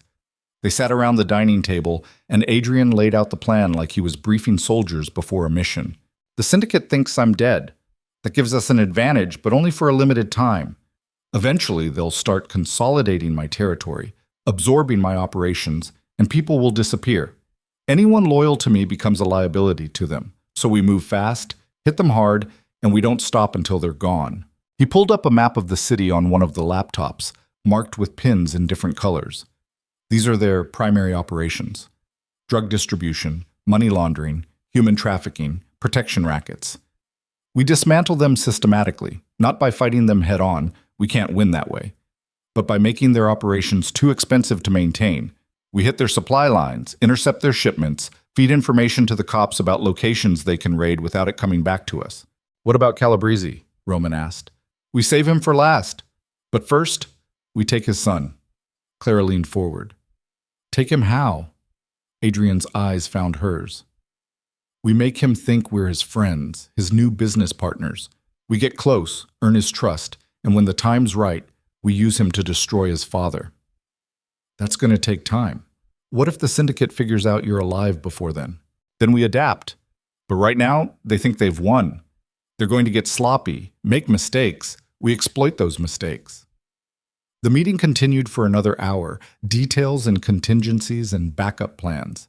Clara absorbed it all, trying to understand the logic of this world, the way violence and strategy intersected, the cold mathematics of survival. When everyone else had left, when it was just her and Adrian in the dim light of the loft, Clara asked the question that had been building in her chest since she'd shaken his hand. "Why me? You've got professionals, people who know this world. Why bring me into it?" Adrian was quiet for a long moment, staring at the city lights outside the windows. "Because everyone else in my life has an angle. They're loyal because I pay them, or because they're afraid of me, or because being close to power serves their interests. But you warned me because you thought it was right. Not because you owed me anything, not because you wanted something, just because you couldn't watch someone get killed and do nothing. That doesn't make me useful. It makes you different, and different is what I need right now. He turned to face her. Everyone expects me to respond like a crime lord, with violence, with retaliation, with the same patterns my father used. But that's predictable. The syndicate knows how to fight that. So instead, I'm going to be something else. Something they don't expect. What? A ghost, and you're going to help me haunt them. The first move came 3 days later. Clara walked into a club in the financial district wearing a dress she'd never choose, heels that hurt her feet, makeup that transformed her face into something glamorous and artificial. Sarah Chen, according to her new identity, worked in tech consulting and liked expensive cocktails, and had moved to the city 6 months ago from Seattle. She had a complete digital footprint, social media accounts, professional profiles, even a few staged photos with people who looked like friends but were actually Roman's contacts playing roles. The club was called Meridian, all chrome and glass and music loud enough to feel in your chest. It was owned, through several shell companies, by the syndicate, and it was Marco Calabrese's favorite playground. Clara found a spot at the bar, ordered a vodka martini she wouldn't drink, and waited. The plan was simple. Be noticed, be interesting, be exactly the kind of distraction a bored rich kid couldn't resist. Adrian and Marcus were outside in a surveillance van, watching through cameras hidden in Clara's earrings, listening through the microphone woven into her necklace. You okay? Adrian's voice in her ear, barely audible over the music. Clara touched her necklace twice, the signal for yes. He just walked in. East entrance. 3 guys with him, probably security. Clara didn't turn to look. She sipped her drink, checked her phone, projected boredom and availability in equal measure. She'd learned over the past week that this was its own kind of performance, its own kind of survival skill. Be interesting, but not threatening. Available, but not desperate. Exactly the right amount of intriguing. He's moving toward the bar. 20 feet, 15. Clara felt the shift in the air before she saw him. The way people moved aside, the subtle deference that money and violence commanded. She glanced up from her phone, made eye contact for exactly 2 seconds, then looked away. Classic move, Marcus had told her. Make him work for it. Marco Calabrese looked like money wrapped in expensive cologne. Mid-20s, handsome in the way people with personal trainers and good genetics were handsome, wearing a suit that probably cost more than Clara used to make in a month. He leaned against the bar next to her, close enough that she could smell his cologne, something woody and aggressive.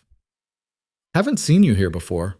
Clara looked up, arranged her face into polite interest. First time. Friend recommended it. Good friend. What are you drinking? Martini? Vodka? Very dry. Marco signaled the bartender, ordered 2 more without asking if she wanted another. Power move, establishing control. Clara let him, played along. I'm Marco. Sarah. They shook hands. His grip was firm, confident, the handshake of someone who'd never been told no. Clara smiled, withdrew her hand, created just enough distance to keep him interested. So what do you do, Sarah? Tech consulting. Boring stuff. Mostly helping companies optimize their data infrastructure. She'd practiced this, had the whole backstory memorized. You? Family business. Also boring. His smile suggested it was anything but. You new to the city? 6 months. Still figuring out the good spots. Well, you found one. He gestured around the club like he owned it, which Clara supposed he kind of did. I'm here most weekends. Good music, better company. They talked for 20 minutes, the kind of surface conversation that meant nothing and everything. Clara laughed at his jokes, asked interested questions, played the role of someone charmed by attention from someone like him.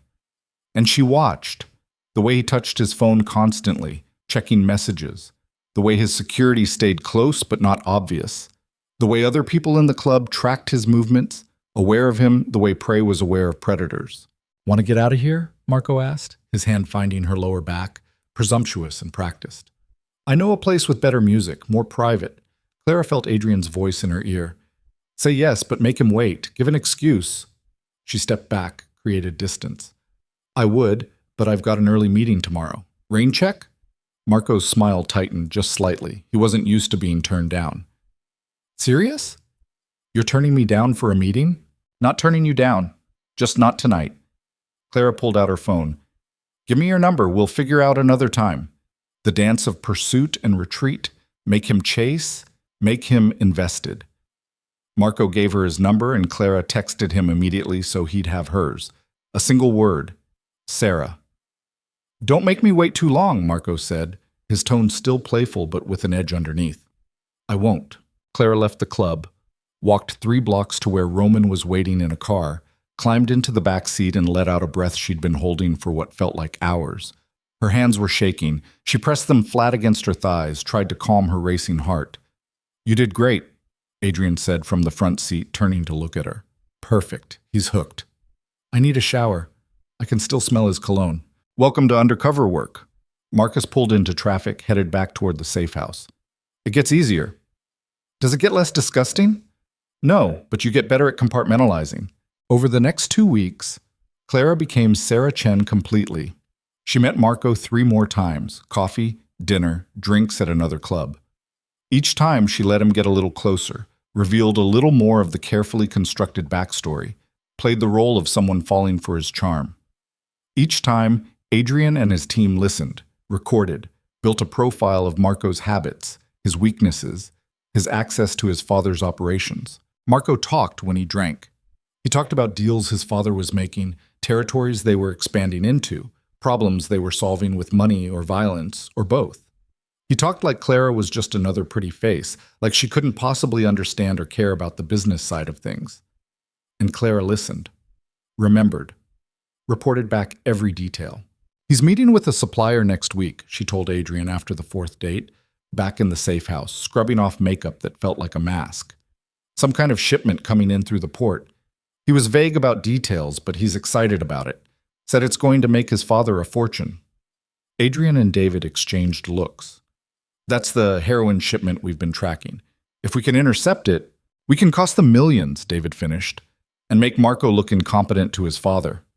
Can we do it without it coming back to him? Without him knowing we're involved? Make it look like bad luck. Customs inspection, random check that finds something. We've got contacts in the Port Authority who can make it happen. Adrian nodded slowly, fitting this into the larger plan. Do it, but wait until Clara's clear. I don't want them connecting her to it. That night, Clara couldn't sleep. She lay in the bedroom that had become hers, staring at the ceiling, trying to reconcile who she was with, who she was pretending to be.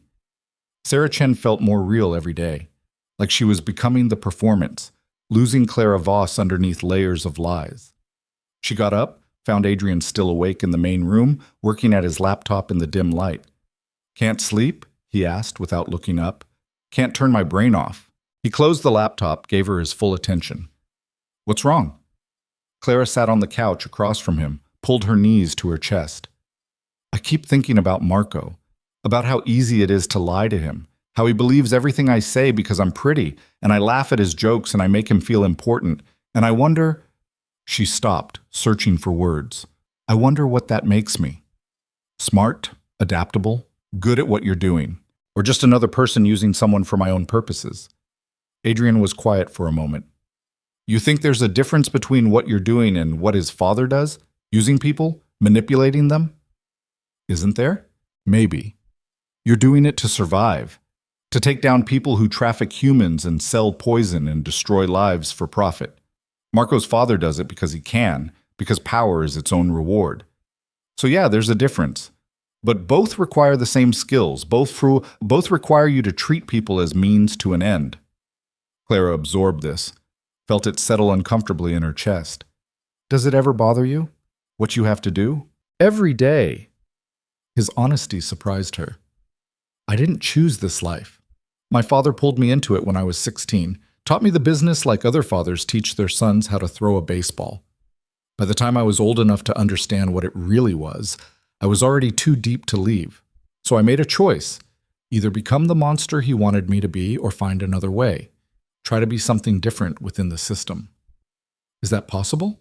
I don't know, but I have to believe it is, or what's the point? They sat in comfortable silence, two people who'd been thrown together by violence and were trying to find their footing in its aftermath. "Thank you," Clara said finally. "For what?" "For not lying to me. For not pretending this is anything other than what it is." Adrian smiled, tired but genuine. "Get some sleep. Tomorrow we move on the shipment. After that, things are going to accelerate." The shipment was intercepted on a Tuesday morning. Clara saw it on the news. Major drug bust at the port, 50 kilograms of heroin seized, street value in the millions. Officials calling it a significant blow to organized crime in the region. Marco texted her that afternoon, sounding stressed, asking if she wanted to meet for drinks. She said yes. He was drunk when she arrived at the bar, already 3 whiskeys deep, his usual confidence replaced by something jagged and desperate. "Bad day?" Clara asked, sliding onto the stool next to him. "The worst. Work thing. My father—" He stopped, shook his head. "You don't want to hear about this. Try me." And he did. Told her about the shipment, about how it was his responsibility, about how his father was furious, about how this was supposed to be his chance to prove himself, and instead he'd fucked it up. Clara made sympathetic noises, touched his arm, let him lean into her comfort. And she hated herself a little more with each passing minute. Over the next month, they hit the syndicate 6 more times, seized shipments, fed information to police, made key arrests that disrupted operations. Each time, they were careful to make it look random, unconnected, just bad luck compounding itself. And each time, Marco slipped a little further, drank a little more, trusted Clara a little more completely. Clara found herself living 2 lives. Sarah Chen during the days and evenings, laughing at Marco's jokes and listening to his problems and playing the perfect girlfriend. Clara Voss late at night, reporting back to Adrian, helping plan the next move, watching the syndicate crumble piece by piece. She was good at it, too good. And that terrified her. "We're ready for the next phase," Adrian told her 6 weeks after they'd started. They were in the safe house, reviewing surveillance footage of Vincent Calabrese leaving his compound. "Marco trusts you completely. It's time to ask him to introduce you to his father." Clara's stomach dropped. "Why?" "Because we need access to Vincent's inner circle. We need to understand his security, his routines, his vulnerabilities. Marco's our way in. He'll never go for it. He keeps his family separate from—" She stopped. "Unless he's serious about me. Unless he thinks I'm long-term." "Exactly. You want me to make him fall in love with me." Adrian met her eyes, and she saw something there. Regret, maybe, or guilt. "Yes." "That's—" Clara stood, paced to the windows, tried to breathe through the revulsion rising in her throat. "That's different. Using him for information is one thing, but this is what it takes." "To do what? Destroy his family? Kill his father?" "To survive. To make sure they don't come after me again. Don't come after you. Don't destroy everything I've built. This is the end game, Clara. Either we finish this or we spend the rest of our lives looking over our shoulders." Clara pressed her forehead against the cold glass, watched the city lights blur. She thought about Marco, stupid, arrogant, privileged Marco who'd never had to fight for anything, but who was still a person, still someone's son, still capable of being hurt. What happens to him after? That depends on how complicit he is in his father's operations. If he's just a spoiled kid playing at being a criminal, maybe he walks away. If he's deeper than that, you'll kill him. Adrian didn't answer, which was answer enough. Clara turned to face him. "I need a minute. I need to think." "We don't have a minute. Marco's taking you to dinner tomorrow night. It's the perfect opportunity to suggest meeting his family." "I said I need to think." The words came out sharper than she intended, echoing in the loft. Adrian held up his hands, backed off. "Okay, think. But Clara, time is not on our side here. The longer we take, the more chance they figure out I'm alive. And if that happens, everything we've done is for nothing." Clara retreated to her bedroom, closed the door, sat on the edge of the bed with her head in her hands. She thought about the restaurant, about the note she'd written, about the choice that had led her here. She thought about being 16 and scared and alone, about building a life from nothing, about the careful invisibility she'd maintained for years. She thought about Adrian asking her if she was tired of being invisible, tired of surviving by staying small. She was. God help her, she was. But this, making someone fall in love with her so they could use him to destroy his family, This felt like crossing a line she couldn't uncross, becoming something she couldn't come back from. Her phone buzzed, text from Marco. Miss you, can't wait for tomorrow. Clara stared at the message, felt something twist in her chest. She could still walk away. Tell Adrian no, take her new identity, disappear into a different city, start over somewhere else. But Marcus had been right. Luck ran out. Instincts kept you breathing. And her instincts told her that walking away meant dying slowly instead of quickly, meant spending every day waiting for the syndicate to find her, meant never being safe again. She texted Marco back, miss you too, tomorrow can't come fast enough. Then she walked back out to the main room, found Adrian exactly where she'd left him. I'll do it, she said, but after this is over, we're done. I walk away clean, like you promised. You have my word. Clara nodded, accepting this, committing to a path she couldn't see the end of. Okay, tell me what to do. The dinner was at an Italian place in the theater district, expensive and intimate, the kind of restaurant where reservations required connections or money or both. Marco was already there when Clara arrived, waiting at a corner table, nervous in a way she'd never seen him before. You look amazing, he said, standing to pull out her chair. You too. Clara let him kiss her cheek, settled into the performance. They ordered wine, appetizers, made small talk about work and the city, and nothing that mattered. But underneath it, Clara could feel tension radiating from Marco, could see him working up to something. Halfway through the main course, he set down his fork, took a breath. So I've been thinking. We've been seeing each other for almost 2 months now, and it's been... You're different than other girls I've dated. Smart, independent. You don't want anything from me except me, and that's...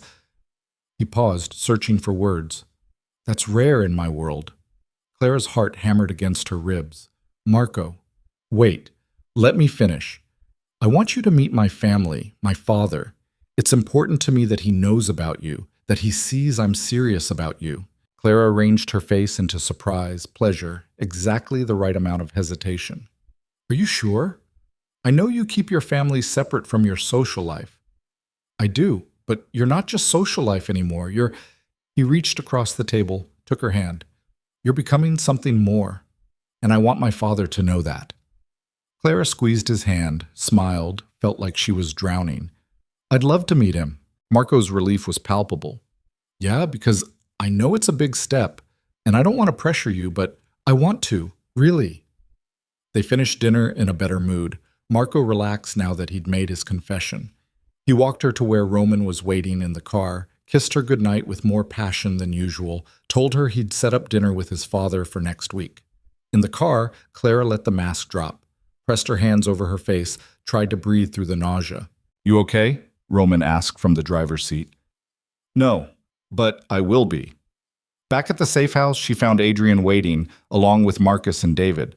They'd been listening to the whole dinner through her wire, had heard everything. You did it, Adrian said, something like pride in his voice. This is it. Once you meet Vincent, we'll have everything we need. Clara nodded numbly, poured herself whiskey from the bar, drank it in one burning swallow. What's the timeline? Dinner's next Thursday. That gives us a week to prepare, to make sure we have surveillance in place, to coordinate with the contacts we've been building inside Vincent's organization. And then? Then we move. Fast and final. We expose Vincent to his own people, to law enforcement, to everyone. Make him toxic. Make association with him a liability. Watch his empire collapse. It sounded clean when Adrian said it like that. Strategic. But Clara knew better. She'd learned over the past 2 months that nothing in this world was clean, that every victory came with a body count, literal or metaphorical. I need sleep, she said, setting down the empty glass. We can talk details tomorrow. That night, Clara dreamed about the restaurant, about the gunfire and the glass shattering and Eleanor's tears. But in the dream, when Adrian read the note, he didn't run. He just looked at her with Marco's face and asked why she'd betrayed him. She woke up gasping, sweat-soaked, and couldn't get back to sleep. The week passed in preparation. Clara learned everything they knew about Vincent Calabrese, his history, his habits, his weaknesses. She practiced conversations with Marcus playing Vincent, learned how to deflect questions, how to seem innocent and uninvolved while gathering information. Thursday arrived too fast. Clara dressed carefully, conservative but expensive, the kind of outfit that said she took this seriously but wasn't trying too hard. Marco picked her up in his car, drove them to his father's compound outside the city. The place was massive, hidden behind walls and gates and security that tracked their car from the moment they turned onto the private drive. "Nervous?" Marco asked, reaching over to squeeze her hand. "A little. I want to make a good impression."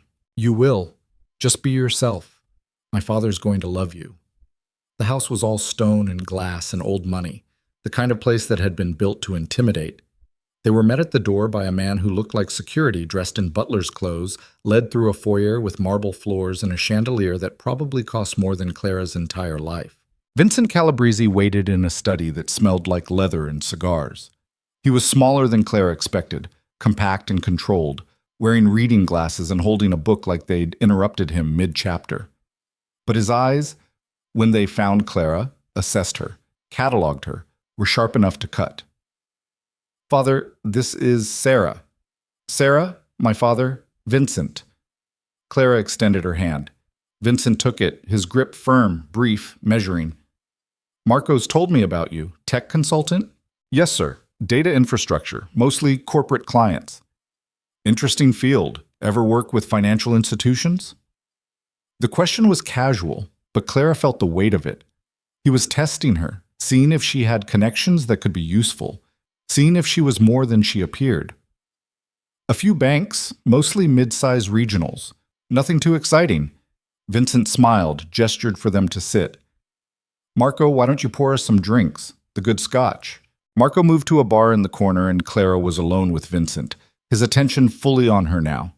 "My son seems quite taken with you." "The feeling's mutual." "Is it?" "Because Marco has a tendency to fall quickly, to see what he wants to see instead of what's really there." Clara met his eyes, refused to look away. "I'm not using him, if that's what you're asking. Everyone uses everyone, my dear. The question is whether the use is mutual, whether both parties benefit. So tell me, what do you want from my son?"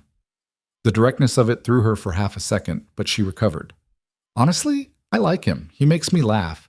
He's sweet in a way most guys I've dated haven't been. I'm not looking for anything from him except what we already have." Vincent studied her for a long moment, then nodded slowly. "Good answer. Either you're telling the truth, or you're an excellent liar. Either way, I respect it." Marco returned with drinks. They settled into conversation, surface stuff, safe topics, Vincent playing the role of interested father. But underneath, Clara felt him watching, cataloging, building a profile of her the same way she was trying to build one of him. Dinner was served in a dining room that could have seated 20 but felt intimate with just the three of them. The food was excellent, the wine expensive, the conversation carefully controlled. Marco relaxed as the evening progressed, his father's approval clearly meaning everything to him. "Sarah's apartment building is having issues with their security system," Marco said during dessert. "I told her you might know someone who could help. You know everyone in that field." Clara shot Marco a look. She'd mentioned it casually weeks ago, a throwaway comment about a broken camera in her building's lobby. She hadn't expected him to remember, let alone bring it up now. Vincent's attention sharpened. "Security systems? What kind of issues?" "Just old equipment, doesn't work half the time. It's not a big deal, I was just..." "Where's your building?" Clara gave him the address of the apartment that existed only on paper, part of Sarah Chen's constructed identity. Vincent nodded, made a note in his phone. "I'll have someone look at it. No charge. Call it a favor." "That's not necessary." "I insist." His smile didn't reach his eyes. "Anyone important to Marco is important to me." The rest of dinner passed in a blur. Clara played her role perfectly, laughed at the right moments, asked interested questions, projected exactly the right amount of charm. But inside, alarm bells were ringing. Vincent was too smooth, too controlled. And now he had her address, or at least the address he thought was hers. They left around 10. Marco high on the success of the evening, chattering about how well it had gone, how his father clearly liked her. Clara made appropriate responses, but her mind was elsewhere, running through implications. Back at the safe house, Adrian was waiting with David and Marcus, already reviewing the audio from her wire. "He's going to check her out," David said, rewinding to the part about the security system. "Send someone to her apartment, verify her story. Then we make sure her story holds up," Adrian said calmly. David, you've got people who can pose as neighbors? Landlord? Yeah, we can stage it, make it look lived in. Clara sat heavily on the couch, the exhaustion of maintaining the performance for 4 hours catching up with her. He's smart, smarter than Marco. He's not going to just accept me at face value. We know. That's why we've spent weeks building your identity. Everything checks out. Employment history, social media, everything. He can dig as deep as he wants. He'll find exactly what we want him to find. And if he doesn't? If he figures out I'm not who I say I am? The room went quiet. Then you run, Adrian said finally. Fast and far. And we adapt the plan. 2 days later, Marco called sounding excited. His father's security guy had checked out her building, fixed the cameras, even upgraded the system at no cost. Everything was working perfectly now. Clara felt cold dread settle in her stomach. That's amazing. Tell your father thank you. She hung up, turned to Adrian. He's testing me. He fixed the cameras so he can watch me. See if I actually live there. Adrian was already moving, phone to his ear. David, we need round-the-clock presence at Sarah's apartment. Make it look lived in. Lights on and off at appropriate times. Movement near windows. Yesterday. Over the next week, they maintained the fiction. Clara made sure to be seen entering and leaving her building, sometimes alone, sometimes with Marco. They staged a life that looked real enough to pass inspection. But Clara felt the walls closing in. Vincent was circling, getting closer, and every day felt like borrowed time. The break came on a Wednesday evening. Clara was at dinner with Marco when his phone rang. He answered, listened, his face draining of color. I have to go. Work, emergency. What's wrong? I can't. He stood, threw money on the table. I'm sorry. I'll call you later. He was gone before Clara could respond. She waited 5 minutes, then called Adrian. Something's wrong. Marco got a call, completely freaked out, said it was work. We're on it. Get back here. By the time Clara reached the safe house, Adrian had answers. David played the recording, a phone conversation they'd intercepted between Vincent and one of his lieutenants. Chicago's been hit, all of it. Feds came in with warrants, seized everything. Someone talked, gave them enough for a RICO case. Vincent's voice, tight with controlled fury. Who? We don't know yet. But it's bad, Vincent. This could spread here. If they've got similar evidence on our operations. The recording cut off. Clara looked at Adrian, saw something she'd never seen before in his expression. Surprise. What does this mean? She asked. It means someone else is moving against the syndicate. Someone with resources and connections we don't have. Who? Adrian shook his head slowly. I don't know, but this changes everything. Over the next 72 hours, more dominoes fell. Seattle, Boston, Miami, syndicate operations across the country getting hit simultaneously, coordinated raids that shut down entire divisions. It was beautiful and terrifying, and it wasn't them. Could it be feds? Marcus asked. Some kind of federal task force? Maybe, but the timing's too perfect. This is strategic, targeted. Someone's dismantling them from the inside. Clara's phone rang. Marco. She answered, heard chaos in the background, shouting, car horns, the sounds of panic. Sarah, I need you to listen to me very carefully. My father thinks you're involved in this. He thinks you're some kind of federal agent or... I don't know, but he's coming for you. You need to run. Right now. Clara's blood turned to ice. Marco, I tried to tell him you're not, that I've checked you out, but he's not listening. He's... The line cut off. Clara looked at Adrian, the phone still pressed to her ear. Vincent knows, or thinks he knows. He's coming. Adrian was already moving, issuing orders.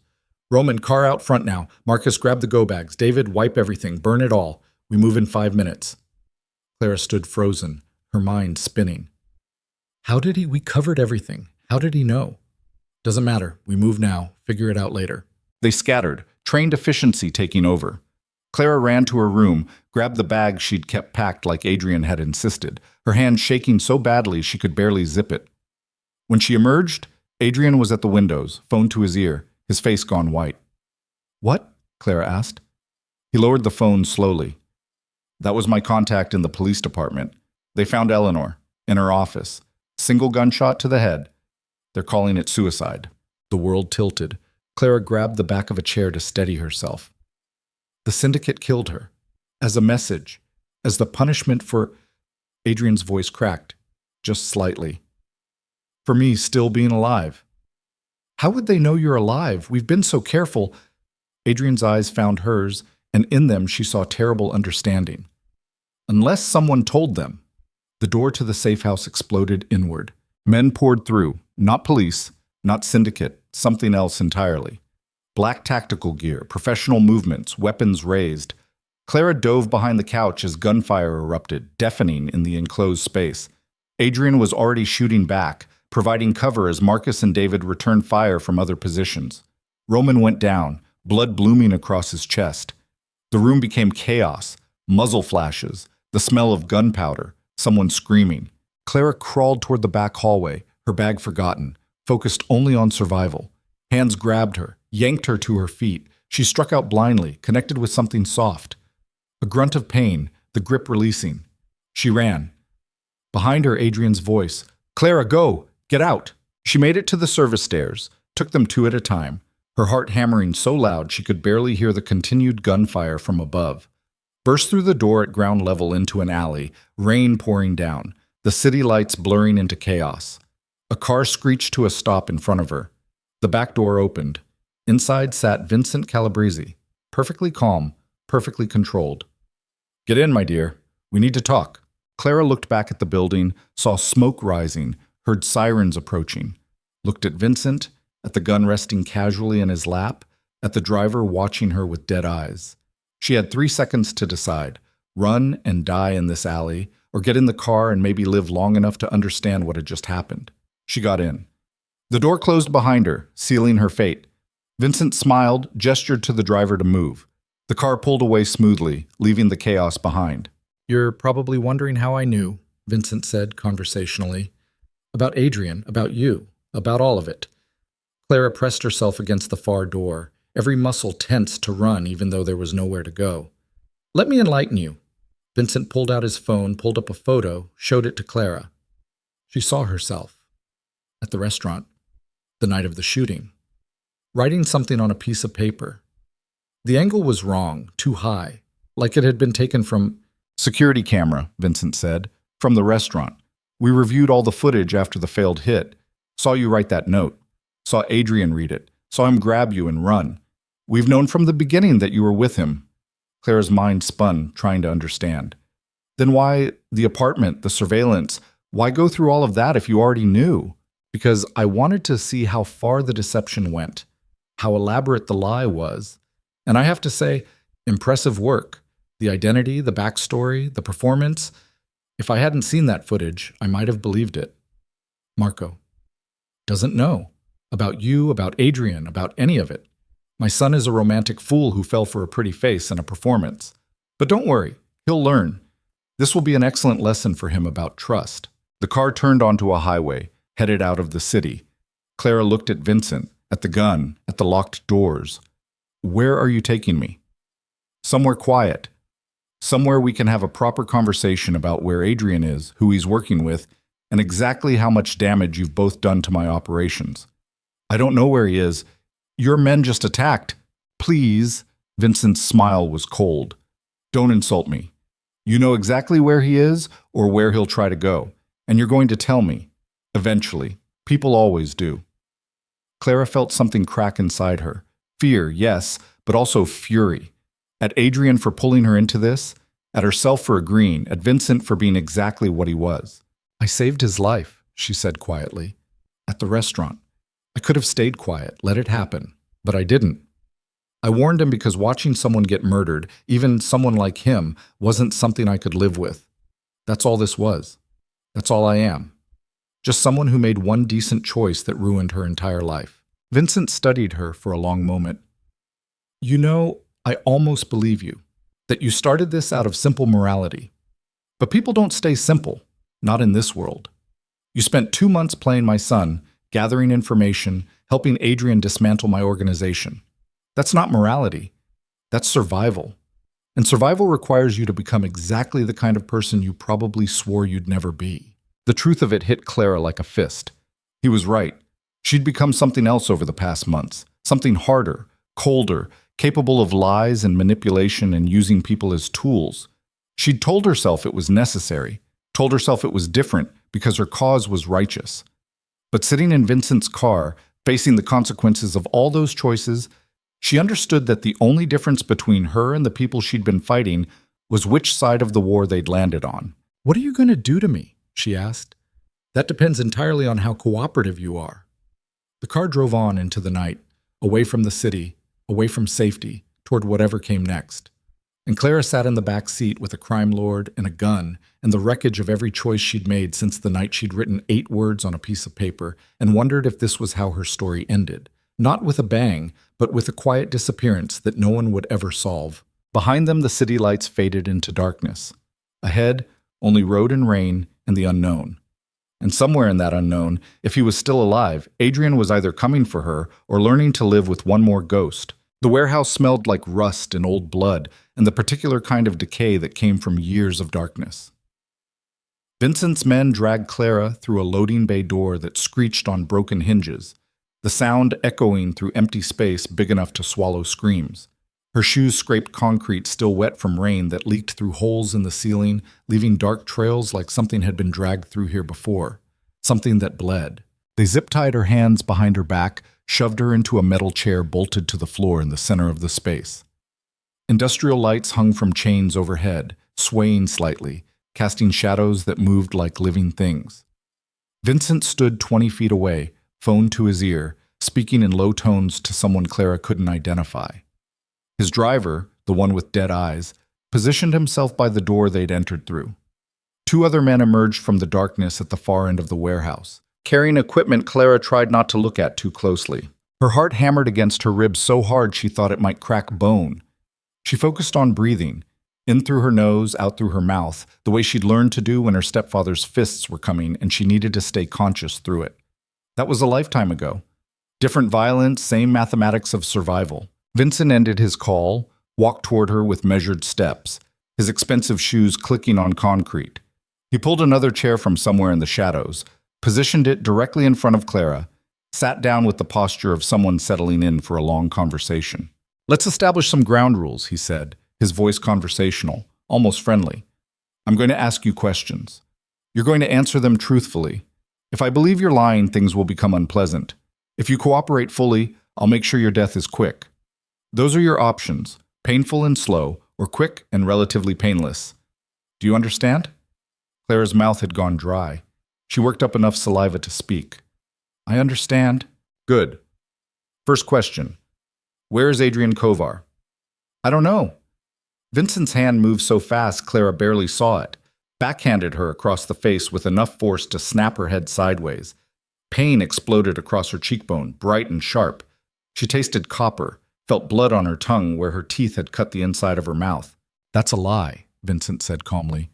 "You were with him in that safe house. You've been working with him for months. You know his patterns, his safe locations, his contingency plans. So I'll ask again, where is he?" Clara spat blood onto the concrete between them. "I don't know. He has multiple locations, multiple plans. I was never told all of them. That was the point.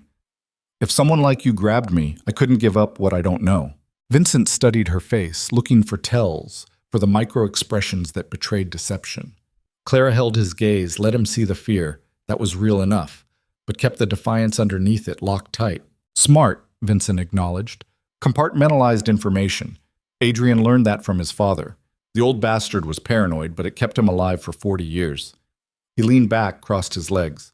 "Let's try a different approach. Tell me about the people who hit my operations across the country. The raids, the arrests. Was that Adrian's doing?"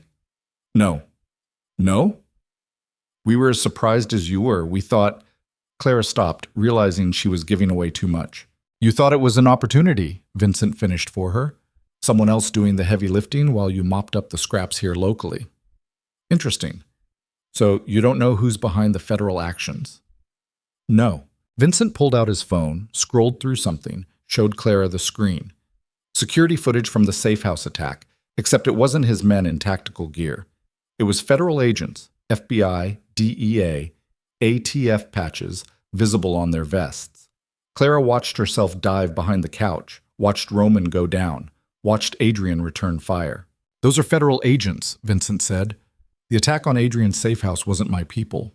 It was the government. Someone gave them his location, his identity, everything. And you know what's interesting? The timing.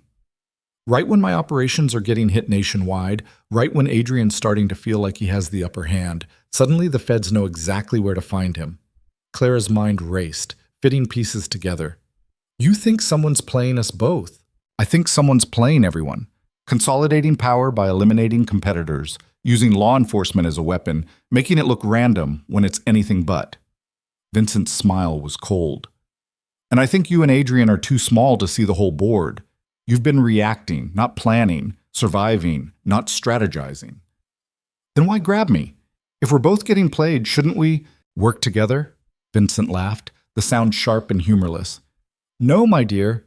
You cost me millions of dollars, destroyed 6 months of planning, and helped fake the death of the one person I'd been trying to eliminate for years.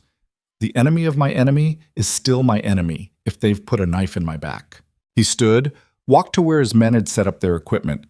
A table with items laid out in surgical precision. A car battery. Jumper cables. Pliers, a blowtorch, tools designed to extract information through progressive destruction of the human body. Clara's bladder threatened to let go. She clenched every muscle, refused to give him that satisfaction. Last chance for cooperation, Vincent said, picking up the pliers, testing their grip. Where would Adrian go if his safe house was compromised? Where's his fallback position? Clara thought about the past months, about the plans Adrian had made, the contingencies he'd discussed late at night when he thought she was asleep. She thought about the warehouse in the industrial district, the one he'd mentioned once and never again, the one that was supposed to be for emergencies only. She thought about Marco, stupid, trusting Marco who'd fallen for her performance, who'd wanted his father to like her, who'd called to warn her even when he thought she'd betrayed him. She thought about Eleanor, dead in her office, a bullet through her brain, payment for sins both committed and imagined. And she thought about Adrian, about the promise he'd made. When this is over, you walk away clean, and knew that promise died the second Vincent's men had grabbed her. Go to hell, she said. Vincent nodded like he'd expected this, like her defiance was just another step in a process he'd run 1,000 times before. He moved behind her, grabbed her left hand where it was zip-tied behind the chair. Clara felt the cold metal of the pliers close around her pinky finger. One more time. Where is he? I don't. The pliers closed. Pressure built, intense, unbearable. Then something snapped in pain unlike anything Clara had ever felt. Worse than her stepfather's fists, worse than hitting the floor during the restaurant shooting, exploded through her hand and up her arm and into her brain where it wiped out everything except the scream that tore from her throat. Vincent released the pliers, stepped back, let Clara sob through the aftermath. Her finger hung at a wrong angle, already swelling, turning colors that bodies weren't supposed to turn. That was just broken, Vincent said conversationally. Next one I remove entirely. Where is Adrian Kovar? Clara's vision swam with tears and pain and rage, so pure it felt like fire in her veins. Warehouse, industrial district, near the old steel plant. Vincent pulled out his phone, typed something, sent it to someone. Waited. 30 seconds later, his phone buzzed with a response. He read it, smiled. See how easy that was? Now we're getting somewhere. He walked back around to face her. Except you just lied to me. That warehouse burned down 3 years ago. I own the property now, use it for storage, so that finger broke for nothing. Clara's laugh came out broken, hysterical. Then I guess I don't know where he is after all. Vincent's expression didn't change. He was past anger, past emotion, operating in the cold mathematics of extraction and efficiency. He selected a different tool from the table, a knife, small and sharp, the kind surgeons used. Let's try a different motivation. Tell me about Marco. What did he mean to you? Anything? Or was he just a mark from the beginning? The question caught Clara off guard, pulled her out of the pain spiral she'd been descending into. What? My son.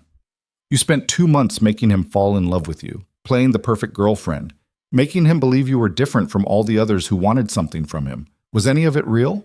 Clara thought about Marco's texts, his nervous energy at dinner with his father, the way he'd called to warn her even when he thought she was a federal agent. She thought about using people as tools, about the difference between survival and cruelty, about lines she'd crossed that she couldn't uncross. He was sweet, she said quietly. Stupid and arrogant and privileged, but sweet underneath all of that. And no, I didn't love him, but I didn't hate him either. He was just collateral damage. Vincent's knife moved faster than his hand had, opening a line across Clara's forearm before she could process what was happening. Blood welled up, ran down to drip onto the concrete. The cut wasn't deep, wasn't dangerous, was just a promise of what came next if she didn't give him what he wanted. That's what my son is to you? Collateral damage? That's what everyone is in this world. You taught him that. You taught him that people are either useful or they're liabilities, that power matters more than connection, that family is just another word for controlled assets. So yeah, I used him.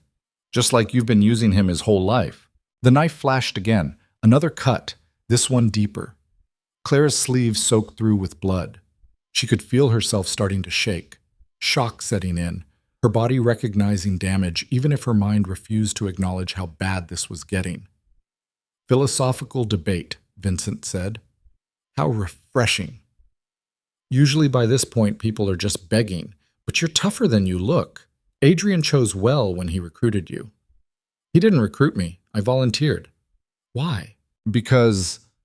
Clara stopped, tried to organize thoughts through pain and fear. Because I was tired of being invisible, tired of letting bad things happen because getting involved was too dangerous.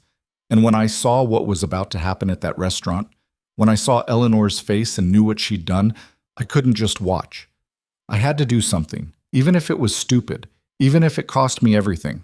Vincent set down the knife, pulled his chair closer, sat with his elbows on his knees, studying Clara like she was a puzzle he was trying to solve. You're an interesting person. No training, no background in this world, just instinct and morality and a death wish disguised as principles. In another life, you might have been valuable. In this one, you're just a loose end. Behind him, the warehouse door screeched open. Marco stepped through, flanked by two more men Clara didn't recognize. His face when he saw her, tied to the chair, bleeding, broken, went through about 5 emotions in 2 seconds before settling on something between horror and rage. Dad, what the hell are you doing? What needs to be done? Go back to the car, Marco. This doesn't concern you. That's Sarah. You're torturing her. How does this not concern me? Vincent stood, turned to face his son with patience that looked practiced. Her name isn't Sarah. It's Clara Voss. She's been working with Adrian Kovar for months, gathering intelligence, helping him destroy our operations. Everything she told you was a lie. Everything you felt for her was manipulation. She used you. Marco looked at Clara, betrayal and confusion warring on his face. Is that true? Clara met his eyes, saw the boy underneath the bravado, saw someone who genuinely cared about her, even if he'd never really known her. She could lie, could tell him his father was wrong, that she'd really loved him, that this was all a misunderstanding, could use him one more time. Instead, she said, "Yes, it's true. I'm sorry." The words hit him like bullets. Marco took a step back, then another, his hands coming up like he needed to physically push away what he was hearing. You? The whole time? Everything? Not everything. When I said you were sweet, that was real. When I said you made me laugh, that was real too. The rest, she shook her head. The rest was what I needed it to be. Fuck you. The words came out quiet, devastated. Fuck you, I thought, I know, I'm sorry. Vincent put a hand on his son's shoulder. Go to the car. I'll handle this. You're going to kill her. Yes. Because she lied to me? Because she made a fool out of me? Because she's a threat to everything we've built. Because letting her live means showing weakness. Because this is the business we're in, and sentiment is a luxury we can't afford. Vincent's voice hardened. Now go to the car. Marco stood frozen for another moment, looking at Clara like he was memorizing her face, like he needed to remember what betrayal looked like so he'd never fall for it again. Then he turned and walked out, his shoulders rigid, his hands clenched into fists. The door screeched shut behind him. Vincent returned to his equipment table, selected the pliers again. Where were we? Ah, yes. You were about to tell me where Adrian really is. Clara's broken finger throbbed with every heartbeat, sending waves of pain up her arm. Blood still dripped from the cuts on her forearm, pooling in her lap. She was starting to feel lightheaded, the edges of her vision going soft and gray. I already told you, I don't know where he is. He compartmentalized, kept me separate from his contingency plans. That was smart, wasn't it? Exactly what you said, what his father taught him. If you grab me, I can't tell you what I don't know. But you do know something. Everyone knows something. People they've contacted, places they've mentioned, patterns in their behavior. And you're going to tell me all of it, piece by piece, until I have enough to find him. Vincent grabbed her right hand this time, positioned the pliers around her ring finger. Clara braced herself, tried to find some mental space where the pain wouldn't reach, some corner of her mind she could retreat into. The warehouse door exploded inward. Not opened? Exploded.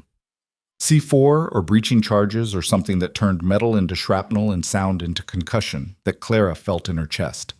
Vincent's men reached for weapons, started to turn, and gunfire erupted from multiple angles, suppressed but still loud enough to echo in the cavernous space. The man by the door went down first. Center mass, professional shooting. One of the men near the equipment table took 3 rounds and collapsed. Vincent dove behind Clara's chair, using her as a shield, his gun appearing from somewhere Clara hadn't seen him carrying it. And then Adrian stepped through the smoke and dust, flanked by Marcus and 3 other men Clara recognized from the safe house. Adrian's face was hard, empty of everything except purpose. He had a rifle, AR-15, military configuration, and he moved like someone who'd been trained by people who killed for governments. Let her go, Vincent.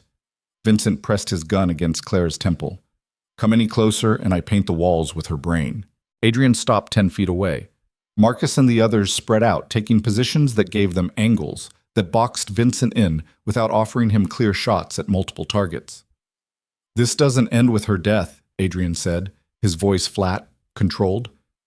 You kill her, we kill you, right here, right now. Is that what you want?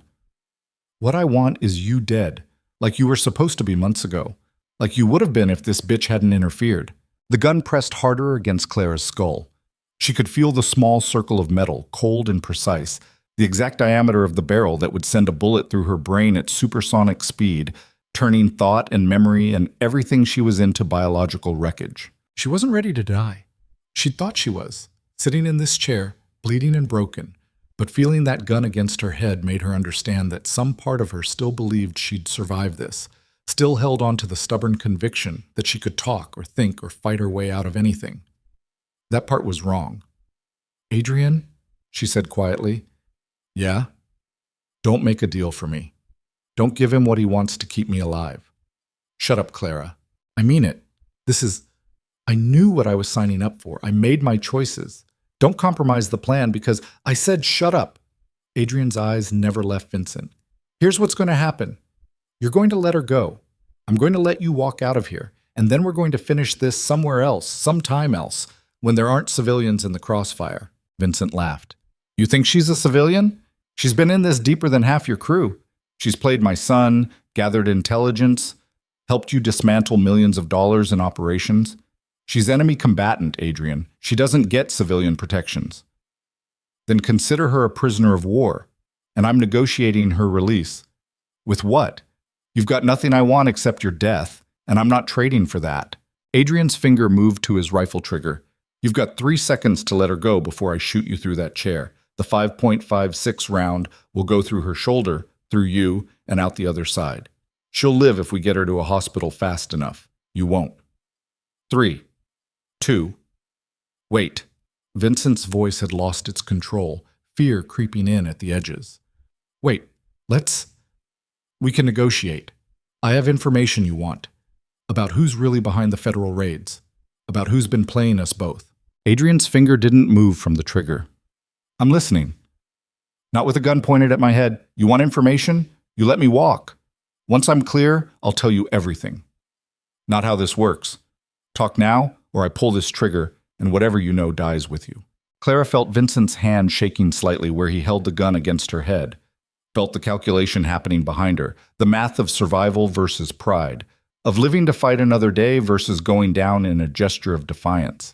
It's Eleanor, Vincent said finally. Eleanor Kovar. She didn't just give you up to save herself. She's been working with the feds for 2 years, wearing a wire, gathering evidence, building a case against both our organizations. The raids weren't random, they were surgical, taking out exactly the people she gave them information about. The words hit the warehouse like another explosion. Adrian's expression didn't change, but Clara saw something in his eyes: pain, betrayal, the particular kind of devastation that came from having your worst suspicions confirmed. "You're lying," Adrian said. "Eleanor's dead. Suicide in her office. Staged. To make you think the syndicate got to her, to keep you from realizing she was the leak. She's in witness protection right now, probably testifying to a grand jury, putting together RICO cases against everyone she ever worked with, including you." "Prove it." Vincent's hand shifted, moving the gun away from Clara's head just enough to reach into his jacket pocket. He pulled out a phone, thumb-typed something one-handed, showed the screen to Adrian. Clara couldn't see what was on it, but she saw Adrian's face when he read it. Saw the color drain, saw his jaw clench, saw something break behind his eyes that she'd never seen break before. "Fuck," Adrian whispered. Vincent dropped the phone, brought the gun back to Clara's head. "So here's my counteroffer. You let me walk. I don't release the evidence I have about you and Clara. Evidence that would put you both away for conspiracy, RICO violations, about a dozen other federal charges. We both disappear, lick our wounds, and let Eleanor destroy herself when her testimony falls apart because the key witnesses are all missing." Adrian raised his rifle again. "Or I shoot you right now and take my chances with the feds." "You could.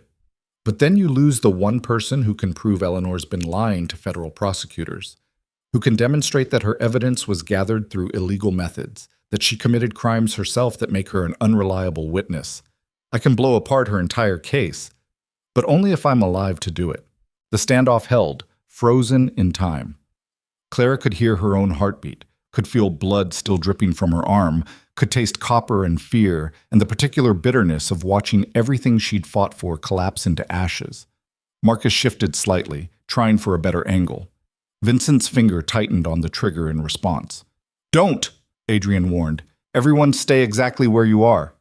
"Adrian, we can take him," Marcus said. "We've got him surrounded. And he's got a gun to Clara's head. We don't gamble with those odds." Clara closed her eyes, tried to think through the pain and shock and exhaustion. There had to be a way out of this. Some angle they weren't seeing, some move that broke the stalemate. She'd survived by reading situations, by seeing patterns others missed. But right now, tied to a chair with a broken finger and a gun to her head, she couldn't see anything except the mathematics of her own death. Unless. "Marco," she said. Everyone looked at her. "Marco came in here, saw what his father was doing to me. How do you think that made him feel, Vincent? Seeing the girl he loved, or thought he loved, tortured because she lied to him, because she did to him exactly what you taught him to do to everyone else." "Shut up," Vincent said. "He's outside right now, in the car, processing the fact that everything you taught him about power and control and using people. It doesn't feel so good when it happens to him, when he's the mark instead of the player. I said shut up. How long before he starts questioning other things? Before he wonders if you've been using him the same way? Before he realizes that to you he's not a son, he's just another asset to deploy when useful?" Vincent's gun hand shifted, the barrel moving away from Clara's head toward center mass, toward a kill shot driven by rage instead of calculation. Clara had maybe half a second before he pulled the trigger. She threw herself backward, chair and all, using her weight and momentum to topple them both.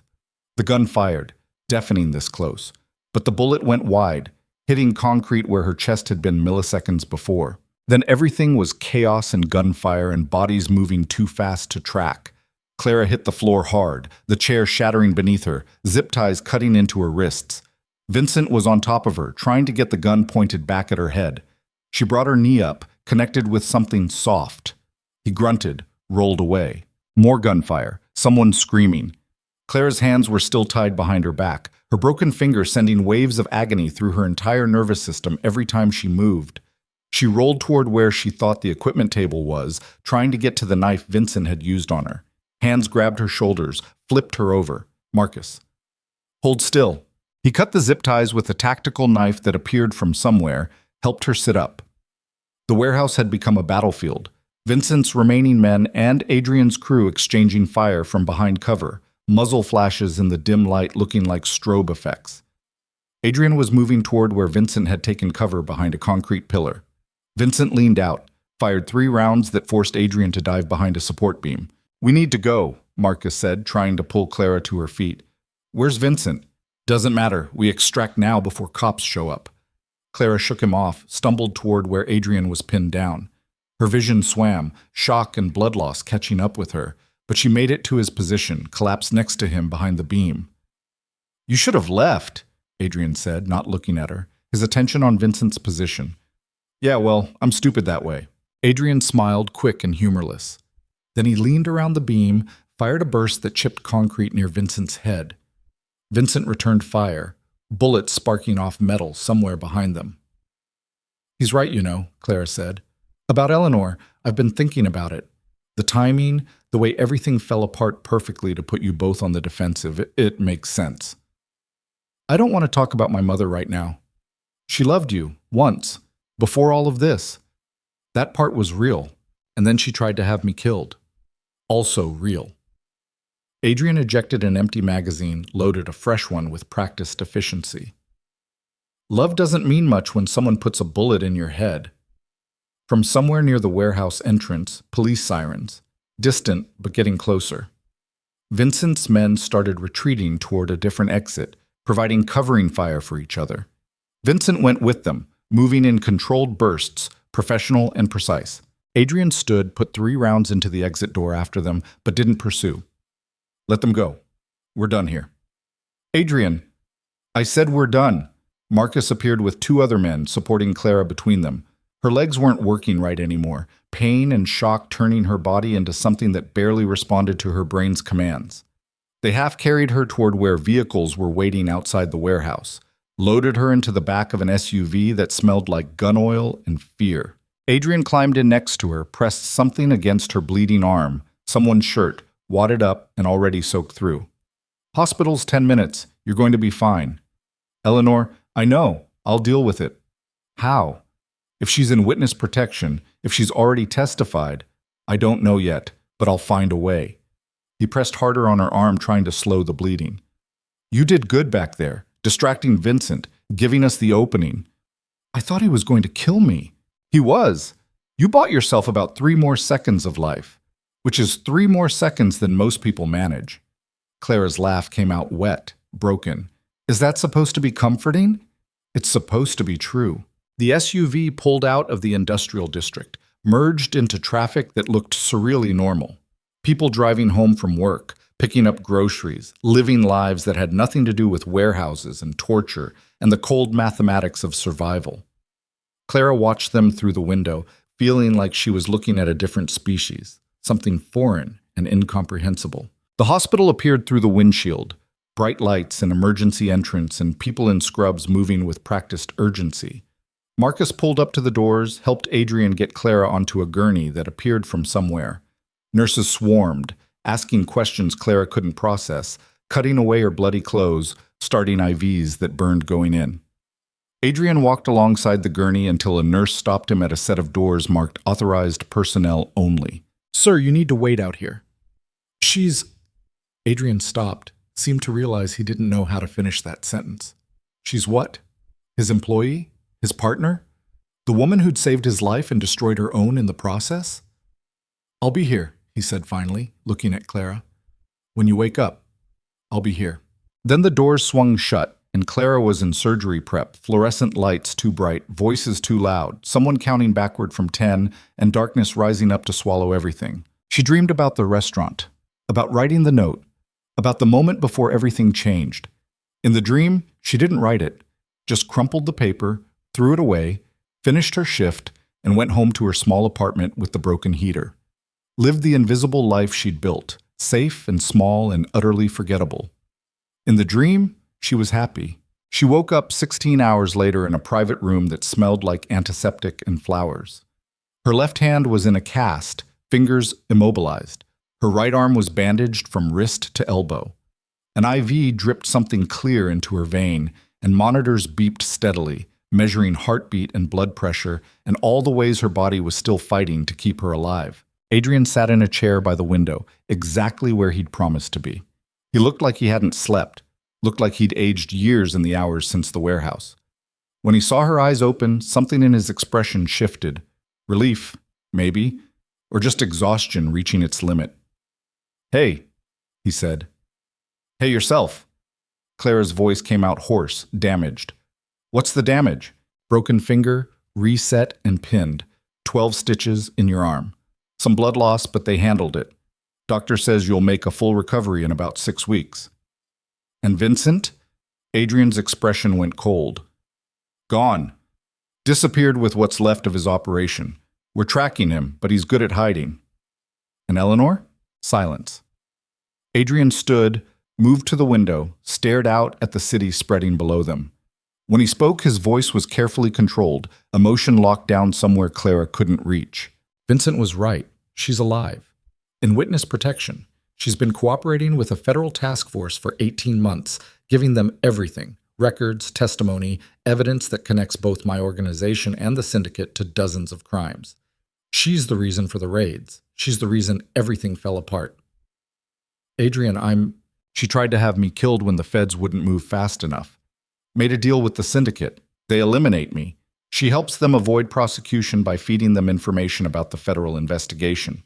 But when that failed, when you warned me, she adapted. Went back to the feds, told them I'd faked my death, gave them the safe house location, threw me to them like..."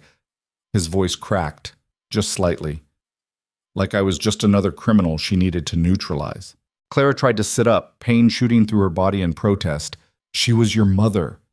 She was a survivor, same as you, same as me, just better at it." Adrian turned to face her. "The feds have offered her full immunity in exchange for her testimony. She'll walk away from all of this. New identity, new life, probably a house in some suburb where she can pretend she never had a son who disappointed her. Can you fight it? Discredit her testimony?" Vincent claimed he had evidence, but he was lying. Or if he had it, it died with him when he ran. And without him, without proof that Eleanor's evidence was gathered illegally, Adrian shook his head. "The grand jury indictments come down next week. Federal RICO charges. They have me on wire fraud, money laundering, conspiracy to distribute controlled substances. And Clara, they have you too." The words hit like cold water. "What? Conspiracy charges? They know you were working with me, know you were gathering intelligence, know you were involved in the operations we ran against the syndicate. Eleanor gave them everything: dates, locations, recordings from bugs she planted. You're facing 20 years minimum." Clara's laugh was bitter, broken. "So we're done. Everything we did, everyone who died, it was all for nothing. Eleanor wins, the feds win, and we run," Adrian finished. "Today. Now. Before they come for you." "I can't run. I can barely stand." "Then I carry you. Marcus is outside with a car. We've got new identities ready, money moved offshore, a route out of the country that bypasses customs. We disappear, both of us. Start over somewhere the feds can't reach." Clara looked at him, really looked at him, and saw something in his eyes she'd never seen before: desperation. Adrian Kovar, who'd survived his father's cruelty and his mother's betrayal and years of violence that would have broken most people, was offering her escape, was asking her to run with him into whatever came next. What about Vincent? He's still out there. Vincent's problem for another day. Right now we survive. Figure out the rest later. Clara thought about the past months, about everything she'd become, everything she'd sacrificed. Thought about Marco's face when he learned the truth, about Eleanor's calculated betrayal, about the warehouse and Vincent's pliers and the gun against her head. Thought about being 16 and scared and choosing to run, choosing survival over confrontation, and how that choice had defined her for the next decade. She thought about who she was now, not the invisible waitress, not Sarah Chen, but something else entirely. Something harder. Something that didn't run anymore. "No," she said. Adrian blinked. "No? I'm not running. Not from Eleanor, not from the feds, not from Vincent. I'm done running. Clara, if you stay, you go to prison. 20 years. Maybe more. Your life is over." My life was over the second I wrote that note. Everything since then has been borrowed time. Clara met his eyes, held his gaze.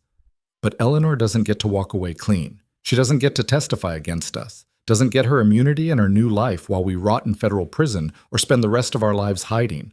That's not how this ends. Then how does it end? Clara smiled, feeling something shift in her chest. Something that might have been courage or might have been the particular kind of recklessness that came from having nothing left to lose. We give them exactly what they want. We confess, cooperate, tell them everything we know about the syndicate's operations, about Vincent's organization, about how Eleanor orchestrated all of it. We become witnesses too, and we make sure our testimony is better, more detailed, more damaging than anything she can offer. Adrian sat down heavily, processed this. You're talking about turning on everyone, about becoming exactly what Eleanor became. No. She turned on you to save herself. We turn on her to destroy her. There's a difference. Is there? Clara thought about it, about the lines she'd crossed and the lines she had left. Maybe not, but it's the difference I need to live with what comes next. Can you live with it? Adrian was quiet for a long moment. Then he smiled, cold and dangerous, the smile of someone who just made a decision that would change everything. Yeah, I can live with it. He pulled out his phone, dialed a number, put it on speaker. A voice answered on the third ring. Professional, clipped, federal. This is Special Agent Morrison, Organized Crime Task Force. Agent Morrison, this is Adrian Kovar. I understand you've been looking for me. Silence on the other end.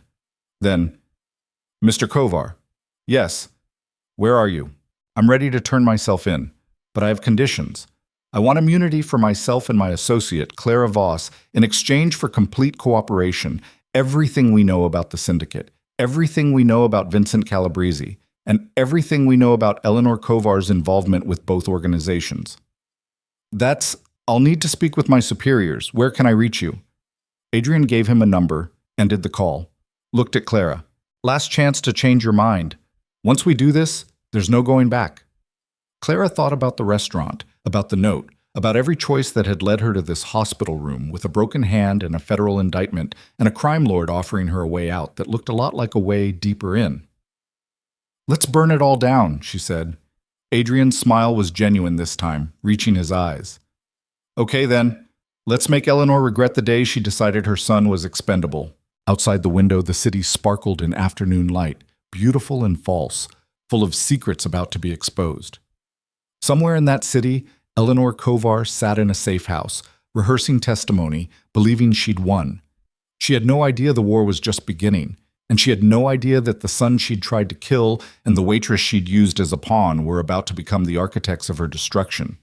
The endgame had started, and this time, nobody was running. The federal building stood like a monument to institutional power, glass and steel and the weight of bureaucracy turned into architecture.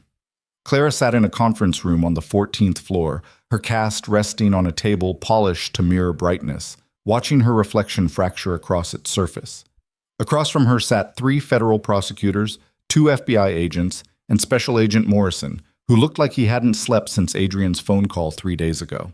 Adrian sat beside her, flanked by lawyers who'd materialized from somewhere with retainer agreements and non-disclosure clauses, and the kind of credentials that suggested they specialized in making federal cases disappear. Clara had her own lawyer, a woman named Patricia Reeves who wore suits that cost more than Clara used to make in 6 months, and had a reputation for turning cooperating witnesses into protected assets. Let's go through this one more time, Morrison said, his pen poised over a legal pad already covered in notes.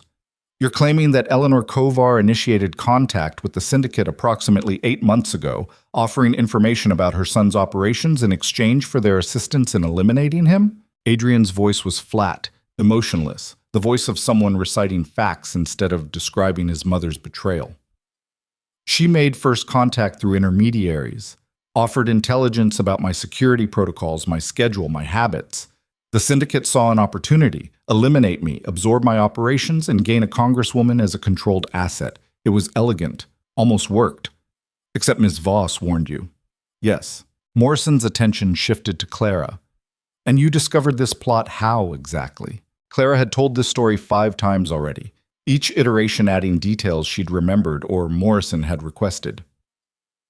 I was working at Le Cine Noir, the restaurant where the hit was supposed to happen.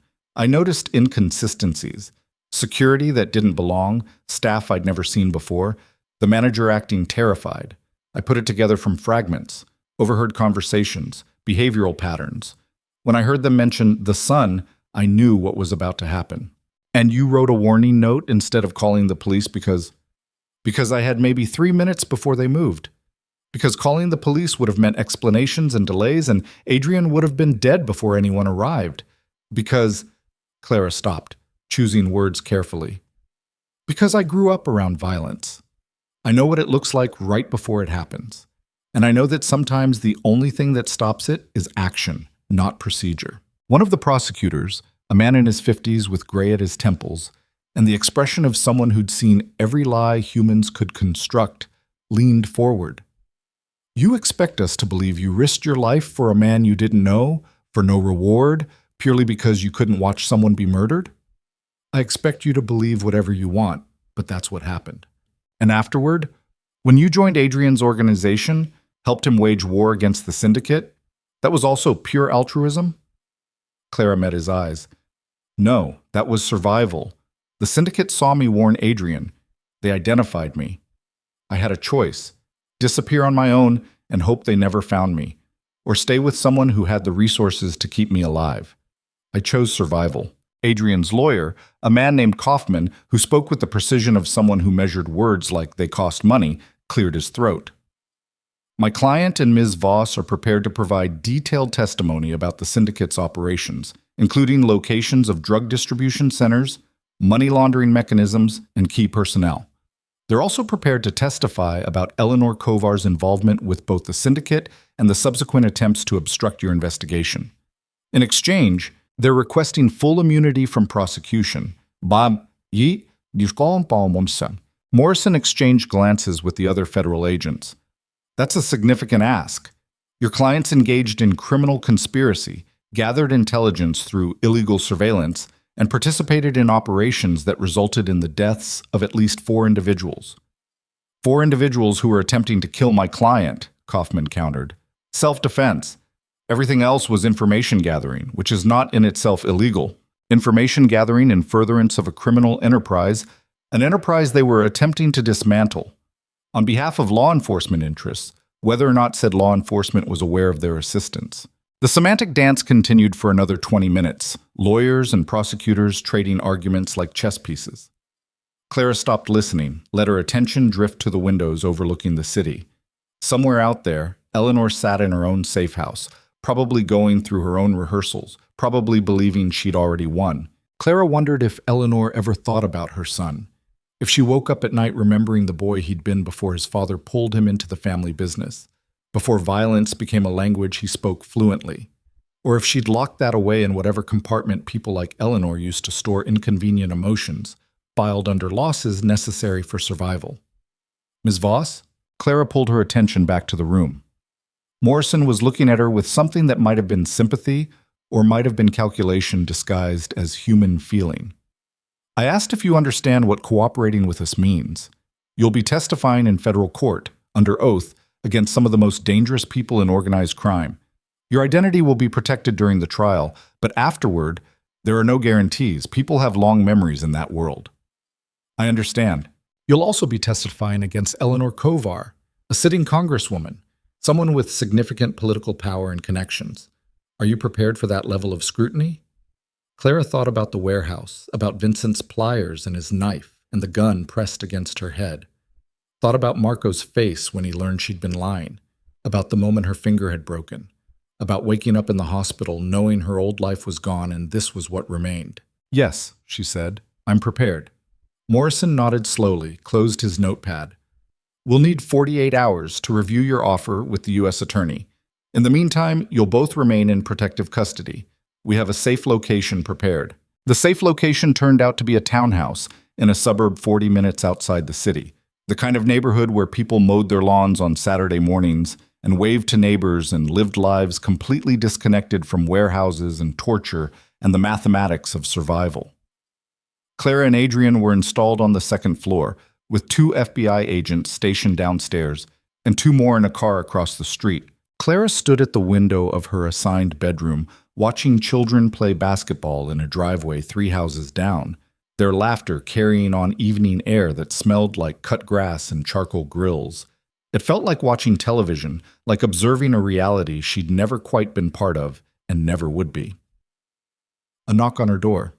Adrian carrying 2 mugs of coffee. Thought you might need this. Clara accepted one, wrapped her good hand around it, let the heat seep into her palm. Thanks. Adrian joined her at the window, both of them watching the suburban tableau in silence. After a long moment, he spoke. I've been thinking about what you said. In the hospital. About Eleanor not getting to walk away clean. Yeah? You were right. About all of it. She doesn't deserve immunity. Doesn't deserve to reinvent herself while we pay for her choices. He paused, choosing words carefully. But I need you to understand something. When we go into that courtroom, when we testify, we're not just destroying her. We're destroying any chance I had of remembering her as anything other than the woman who tried to have me killed. Clara turned to face him. You still love her. Part of me does. The part that remembers being 8 years old and her reading to me before bed, or taking me to museums on weekends when my father was busy with the business. That version of her, his voice caught. That version was real, once, before everything else. And now? Now she's evidence. Testimony. Another chess piece to move on a board I didn't choose to play on. Adrian's smile was bitter. But you don't get to pick which memories survive and which ones get destroyed by truth. You just get to choose whether to run from it or confront it. We're confronting it. Yeah, we are. He set down his coffee, turned to face her fully. Whatever happens in that courtroom, whatever comes after, I want you to know I'm grateful. For the warning at the restaurant, for staying when you could have run, for being willing to see this through to the end. Clara felt something shift in her chest. Something warm and dangerous and completely inappropriate for the situation. She'd spent months performing for Marco, playing a role, manipulating emotions she didn't feel. But this, whatever was building between her and Adrian, felt real in a way that terrified her. Don't, she said quietly. Don't what?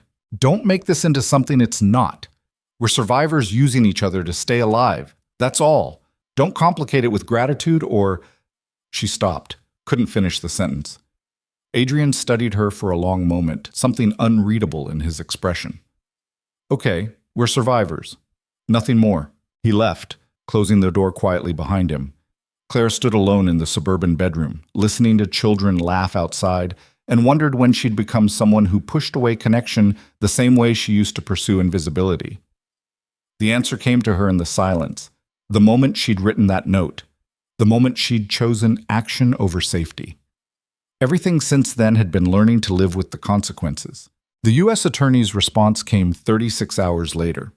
Morrison arrived at the townhouse with documents that would have required a team of lawyers to parse properly, but the summary was simple enough.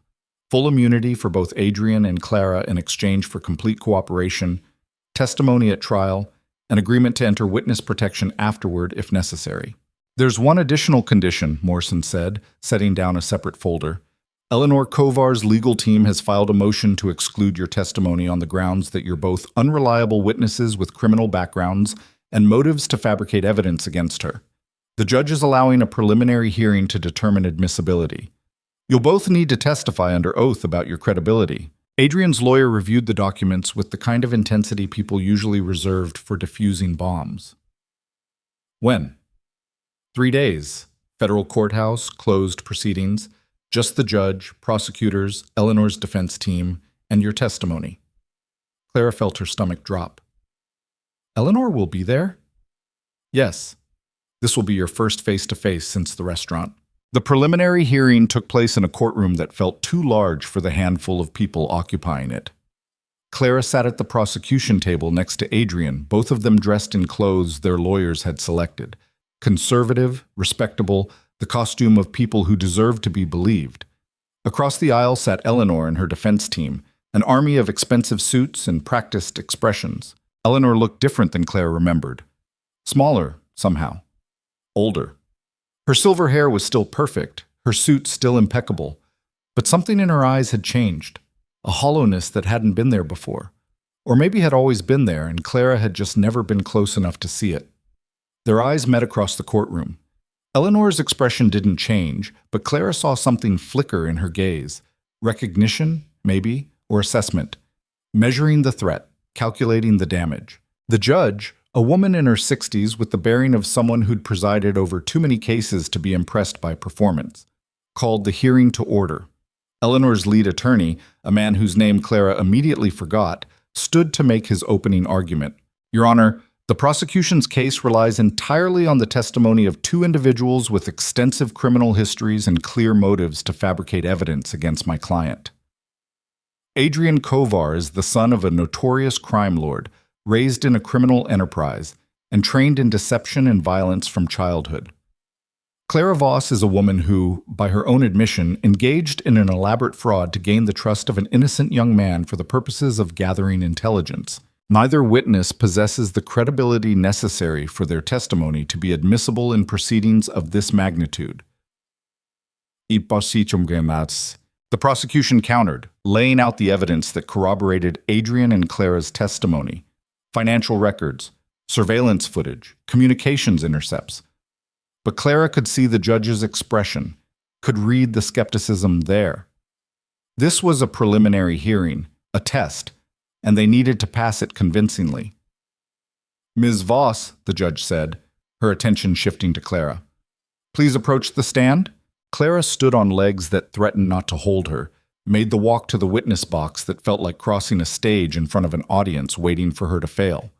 She was sworn in, sat down, folded her hands in her lap to hide how badly they were shaking.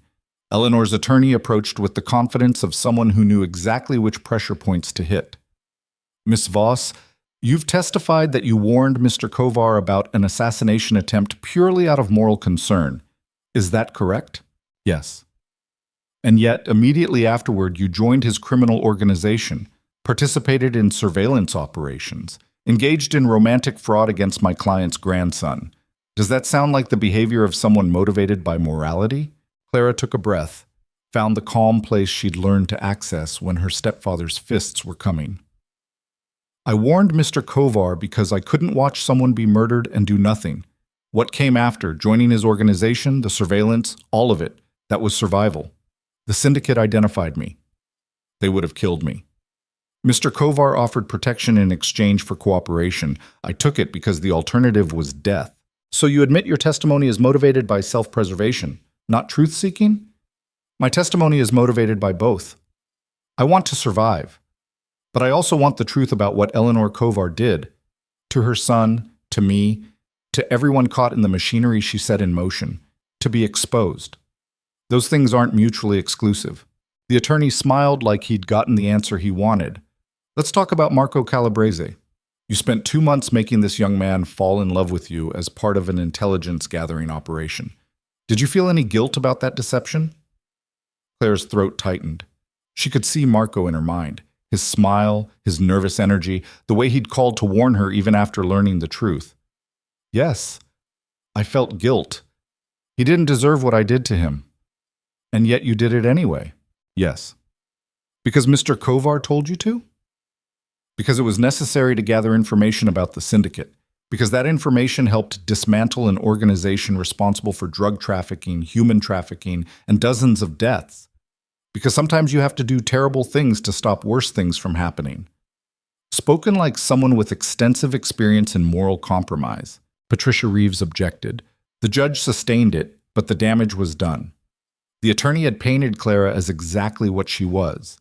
Someone who'd crossed lines, made choices that couldn't be justified by simple morality, become complicit in the world she claimed to be fighting against. When it was Adrian's turn, the attorney went even harder.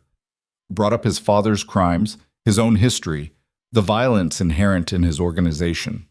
Adrian answered each question with the same flat control, refusing to be rattled, refusing to give them ammunition. But then the attorney asked the question Clara had been dreading.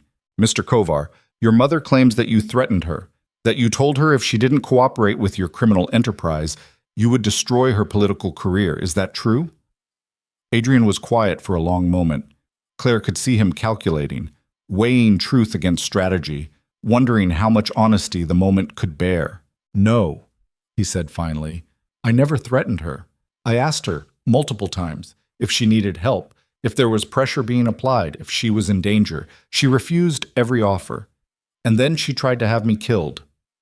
Your mother claims the opposite, that you're a violent criminal who terrorized her into silence, who made her fear for her life if she didn't comply with your demands. Why should this court believe your version over hers? Because I have evidence. Adrian's lawyer passed a folder to the judge, to the prosecution, to the defense. Phone records showing my attempts to contact her, text messages asking if she was okay, if she needed anything, dates and times that correspond with known syndicate operations, proving she was in contact with them before I knew anything was wrong. The defense attorney's confidence faltered slightly as he reviewed the documents. The judge read them carefully, her expression giving nothing away. This evidence will need to be authenticated, she said finally. But prima facie, it appears to support Mr. Kovar's testimony. She looked at Eleanor. Mrs. Kovar, did you maintain communications with members of the syndicate prior to any alleged threats from your son? Eleanor stood and Clara saw something in her posture, the politician's instinct taking over, the performance of dignity and wounded innocence. Your Honor, I was being blackmailed by the syndicate. They had evidence of past indiscretions, financial irregularities from early in my career. I was terrified. When my son became involved with them, when I learned he was working with these dangerous criminals, I did what I thought I had to do to protect myself. I'm not proud of my choices, but they were made under duress. Duress from the syndicate or from your son? From both. I was caught between two violent organizations, trying to survive, trying to find a way out that didn't end with my death or imprisonment. The judge's expression shifted slightly. Sympathy, maybe? Or just recognition of a familiar narrative. Woman caught between powerful men, making impossible choices, deserving of understanding, if not forgiveness. Clara felt rage building in her chest, hot and acidic. This was what Eleanor did. Performed vulnerability, weaponized victimhood, made herself the center of sympathy while everyone else burned. Your Honor, Clara said, standing without permission, without warning. May I say something? The judge looked surprised, but nodded. Ms. Voss, you've been excused from the stand. I know, but there's something that needs to be said. Clara turned to face Eleanor directly, ignored her lawyer's attempts to stop her. You're standing there claiming victimhood, claiming you were caught between violence and had no choice. But you had every choice. You're a congresswoman. You have resources, connections, power that most people can't imagine. You could have gone to the FBI the moment the syndicate approached you, could have asked for protection, could have exposed them instead of working with them. But you didn't, because that would have meant exposing your own crimes, losing your position, facing consequences for the choices you made building your career. Ms. Voss, that's enough. Eleanor's attorney tried to intervene. So you made a different choice. You decided your son was expendable, that his life was worth less than your freedom, your career, your reputation. You delivered him to people who would have tortured him, who would have made him suffer before they killed him. And you did it while looking him in the eye, while sharing a meal with him, while pretending to be his mother. Eleanor's composure cracked, just slightly. You don't know what you're talking about. You weren't there. You don't understand. I understand perfectly. I understand that when I saw what was about to happen, when I had maybe 3 minutes to decide, I chose to warn him, even though I didn't know him, even though it cost me everything, because watching someone be murdered, even someone involved in criminal activity, wasn't something I could live with. Claire's voice hardened. You're his mother. You carried him, raised him, supposedly loved him, and you could live with it just fine. So don't stand there and claim victimhood. Don't pretend you're anything other than what you are. Someone who chose survival over humanity and wants the world to applaud you for it. Silence filled the courtroom, thick and heavy. The judge sat very still, her expression unreadable. Eleanor had gone pale, her hands gripping the table in front of her. Ms. Voss, the judge said quietly, return to your seat. Clara sat down, her heart hammering, her hands shaking with adrenaline and rage, and something that felt like purging, like lancing a wound that had been festering since the night she'd written that note. The judge reviewed her notes for what felt like an eternity. Finally, she looked up. I'm going to allow the testimony. Both Mr. Kovar and Miss Voss will be permitted to testify at trial, subject to cross-examination. Their credibility will be for the jury to determine. She looked at Eleanor. Mrs. Kovar, your motion is denied. Eleanor's attorney immediately began filing objections, citing precedent and procedure and everything else lawyers cited when they were losing. But Clara could see in Eleanor's face that she knew this was the beginning of the end. The walls were closing in. The hearing adjourned. Clara and Adrian were escorted out through a side exit, back to the waiting SUV that would return them to protective custody. But before they reached the vehicle, Eleanor appeared from a different exit, flanked by her security and her lawyers. For a moment, mother and son stood 10 feet apart, separated by concrete and consequences, and a gulf that couldn't be measured in physical distance. "Adrian," Eleanor said, her voice carrying across the space between them. Adrian stopped, turned to face her, said nothing. "I want you to know, what I said in there about being caught between violence, about trying to survive, it wasn't entirely a performance.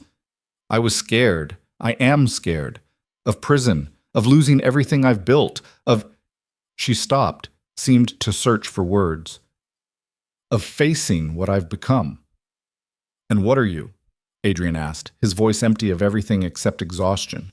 Eleanor was quiet for a long moment. When she spoke, her voice had lost its politician's polish, had become something rawer, more human. A coward. Someone who chose preservation over principle so many times that I forgot the difference. Someone who convinced herself that the ends justified the means until the means became everything. That's not an excuse. I know. It's just... Eleanor's composure finally shattered completely. Tears tracked down her face, ruining carefully applied makeup. "I'm so sorry for what I did, for what I tried to do, for failing you in every way a mother can fail a child. I'm sorry, and I know it doesn't matter, but I needed to say it." Adrian studied his mother, really looked at her, maybe for the first time in years, saw the woman behind the performance, the fear behind the power, the human wreckage of choices compounded over decades. "It doesn't change anything," he said finally. "You're still going to prison. I'm still going to testify. And when this is over, I'm going to disappear and you're never going to see me again." "I know. But—" Adrian stopped, something shifting in his expression. "I forgive you, not because you deserve it, not because it fixes anything, but because carrying hate for you was destroying me, and I'm done being destroyed by your choices." Eleanor made a sound like something breaking, pressed a hand over her mouth to muffle it.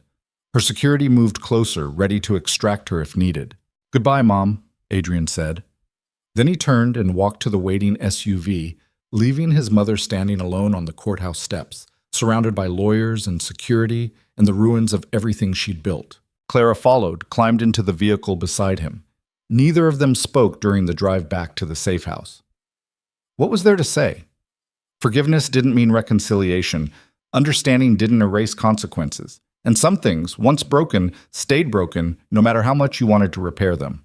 The trial lasted 6 weeks. Clara testified for 3 days, and during cross-examination that tried to paint her as everything from a con artist to a scorned lover to a federal plant. Adrian testified for 4, his controlled demeanor never cracking even when Eleanor's attorneys brought up his father's crimes, his own violence, every dark corner of his history. The evidence mounted. Financial records showing Eleanor's communications with the syndicate, surveillance footage from the restaurant, testimony from federal agents about her cooperation, and the suspiciously convenient timing of her revelations about Adrian's location. Piece by piece, the prosecution built a case that Eleanor hadn't been a victim caught between violence, but an active participant who tried to play both sides. The jury deliberated for 18 hours. Guilty on all counts.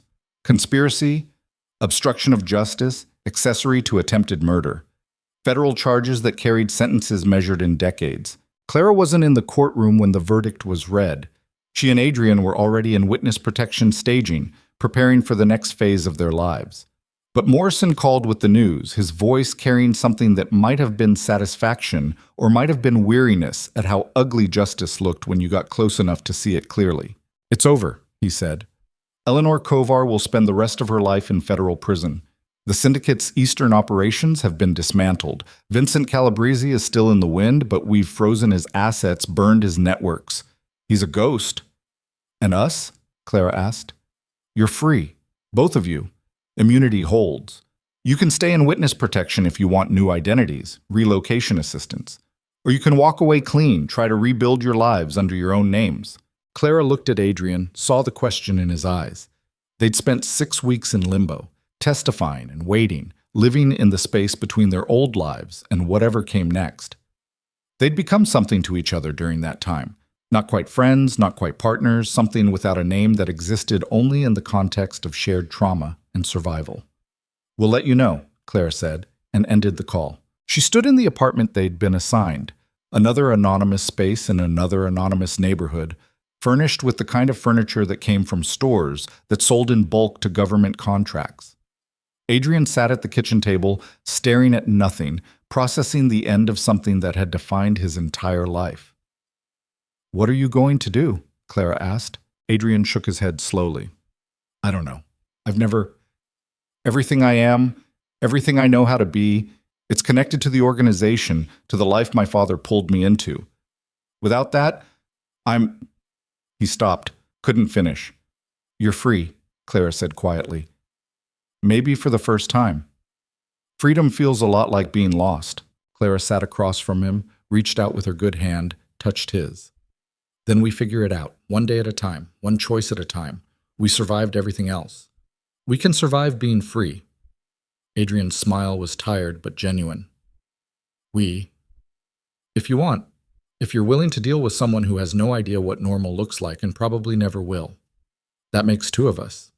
They sat in silence, holding hands across a government-issue kitchen table, two people who'd been forged in violence and were trying to learn how to exist in its absence. It wouldn't be easy. There would be nightmares and triggers, and moments when the old life called them back.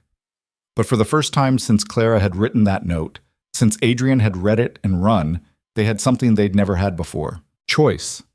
Real choice. The ability to decide what came next without violence or survival dictating the terms. 3 months later, Clara stood in a small apartment in a city 1,200 miles from where it had all started. She'd taken the witness protection offer but modified it. New name, but in a place she'd chosen. Doing work she'd chosen. Building a life that belonged to her instead of being assigned by someone else's idea of safety. She worked at a community center now, teaching kids from rough neighborhoods how to survive without becoming what their environments tried to make them. It was hard work, often heartbreaking, but it felt like atonement for Marco, for everyone she'd used and hurt in the machinery of her own survival. Her phone rang, Adrian's number, or the number he used now, whatever name he'd taken in whatever city he'd chosen. They talked once a week, checking in, making sure the other was still breathing, still trying. "Hey," she said. "Hey yourself, how's the new job?" Exhausting, rewarding, complicated. Clara looked out her window at a neighborhood that was slowly learning to know her, to trust her. "How's the restaurant?" Adrian had used his immunity deal's financial protections to open a small Italian place in a city Clara had never visited. Legitimate business, legal income, the kind of life his mother had wanted for herself but never figured out how to actually live. "Good. We're getting regular customers, good reviews. It's weird, you know? Working this hard for something that doesn't involve anyone dying." "Yeah, I know what you mean." Silence on the line, comfortable, familiar. Then Adrian asked the question he asked every week. "You doing okay? Really?" Clara thought about it. About the nightmares that still came sometimes. Vincent's pliers, the gun against her head, the moment her finger broke. About the therapy she'd started, the slow work of unpacking trauma and learning to live with scars that didn't show. About the kids at the community center who reminded her why she'd written that note in the first place, why she'd chosen action over safety. "Yeah," she said, "I'm doing okay, really." "Good. That's good." Another pause. Then Clara asked the question she'd been building toward for weeks. "I'm thinking about visiting your city, just for a weekend. See the restaurant, see—" She stopped, vulnerability catching in her throat. "See you." "Yeah?" "Yeah, if you want—" "I want," Adrian said quickly. "God, yes, I want that." They made plans. A weekend, a month from now. No expectations, no promises, just two people who'd survived hell together, seeing if they could survive peace in the same space. After the call ended, Clara sat in her apartment listening to the sounds of her neighborhood. Children playing, music from next door, the distant sound of traffic. Normal sounds. The soundtrack of a life she'd never expected to have, built from the wreckage of every choice she'd made since that night at Le Cine Noir. She thought about Eleanor, serving her sentence in federal prison, living with the consequences of choosing survival over humanity. Wondered if Eleanor had nightmares too, If she woke up sometimes thinking about her son's face when he'd learned what she'd done. Wondered if regret felt different when you were a congresswoman behind bars instead of a waitress in a safe apartment. She thought about Marco, who disappeared after his father fled, who was probably somewhere reinventing himself the same way she and Adrian had. Hoped he was okay. Hoped he'd learned something from being used. Hoped it made him kinder instead of harder. She thought about Vincent Calabrese, still out there somewhere, living as a ghost the way Adrian had faked being one. The syndicate's eastern operations were gone, but Vincent was old school, had survived too long to go down easy. Someday he might resurface. Someday the violence might find her again. But today, in this apartment, in this city, in this life she'd chosen, she was safe. She was free. She was learning what it meant to be Clara Voss instead of Sarah Chen or a waitress who survived by being invisible. The receipt with 8 words. Your mother sold you out. You're not leaving alive. Go, had been entered into evidence, had become part of the public record of the trial. Reporters had written about it, called it everything from heroic to reckless to the catalyst that exposed Eleanor Kovar's crimes. But to Clara, it was simpler than that. It was the moment she'd chosen to be seen, the moment she'd stepped out of invisibility and into a life that would break her and remake her and teach her that survival wasn't the same as living. She picked up a pen, pulled out a notebook she kept for her kids at the community center, lesson plans and activities and reminders. On a blank page, she wrote 8 different words. I survived. I chose. I'm learning to live. Then she closed the notebook, set it aside, and went to make dinner in the small kitchen that belonged to her in the apartment she'd chosen, in the life she was building one careful choice at a time. Outside, the city moved through its evening rhythms. Somewhere in it, Vincent Calabrese was planning his next move or dying in obscurity. Somewhere in a different city, Adrian was closing his restaurant, counting receipts, learning to be someone other than his father's son. Somewhere in federal prison, Eleanor Kovar sat in a cell, living with ghosts and regrets and the particular loneliness that came from surviving at everyone else's expense. And here, in this apartment, Clara Voss, no longer invisible, no longer running, no longer defined by violence or fear, stood at her window, watching the sun set over a city that didn't know her story, didn't care about her scars, and offered her something she'd never had before. Tomorrow, and the day after that, and all the days beyond, stretching out like a road she could choose to walk instead of being dragged down. She'd survived the night at Le Cine Noir. She'd survived Vincent's warehouse. She'd survived federal prosecution and witness testimony and the dismantling of everything she thought she was. Now came the hardest part, surviving peace.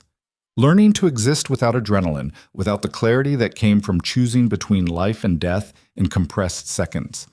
Building something instead of just surviving something. It would take time, maybe the rest of her life, maybe longer than she had.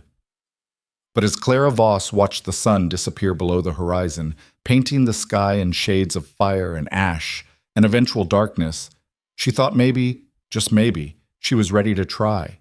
The war was over. The ghosts had been confronted, the receipts had been settled, and somewhere in the wreckage, in the space between who she'd been and who she was becoming, Clara found something she'd never expected to find.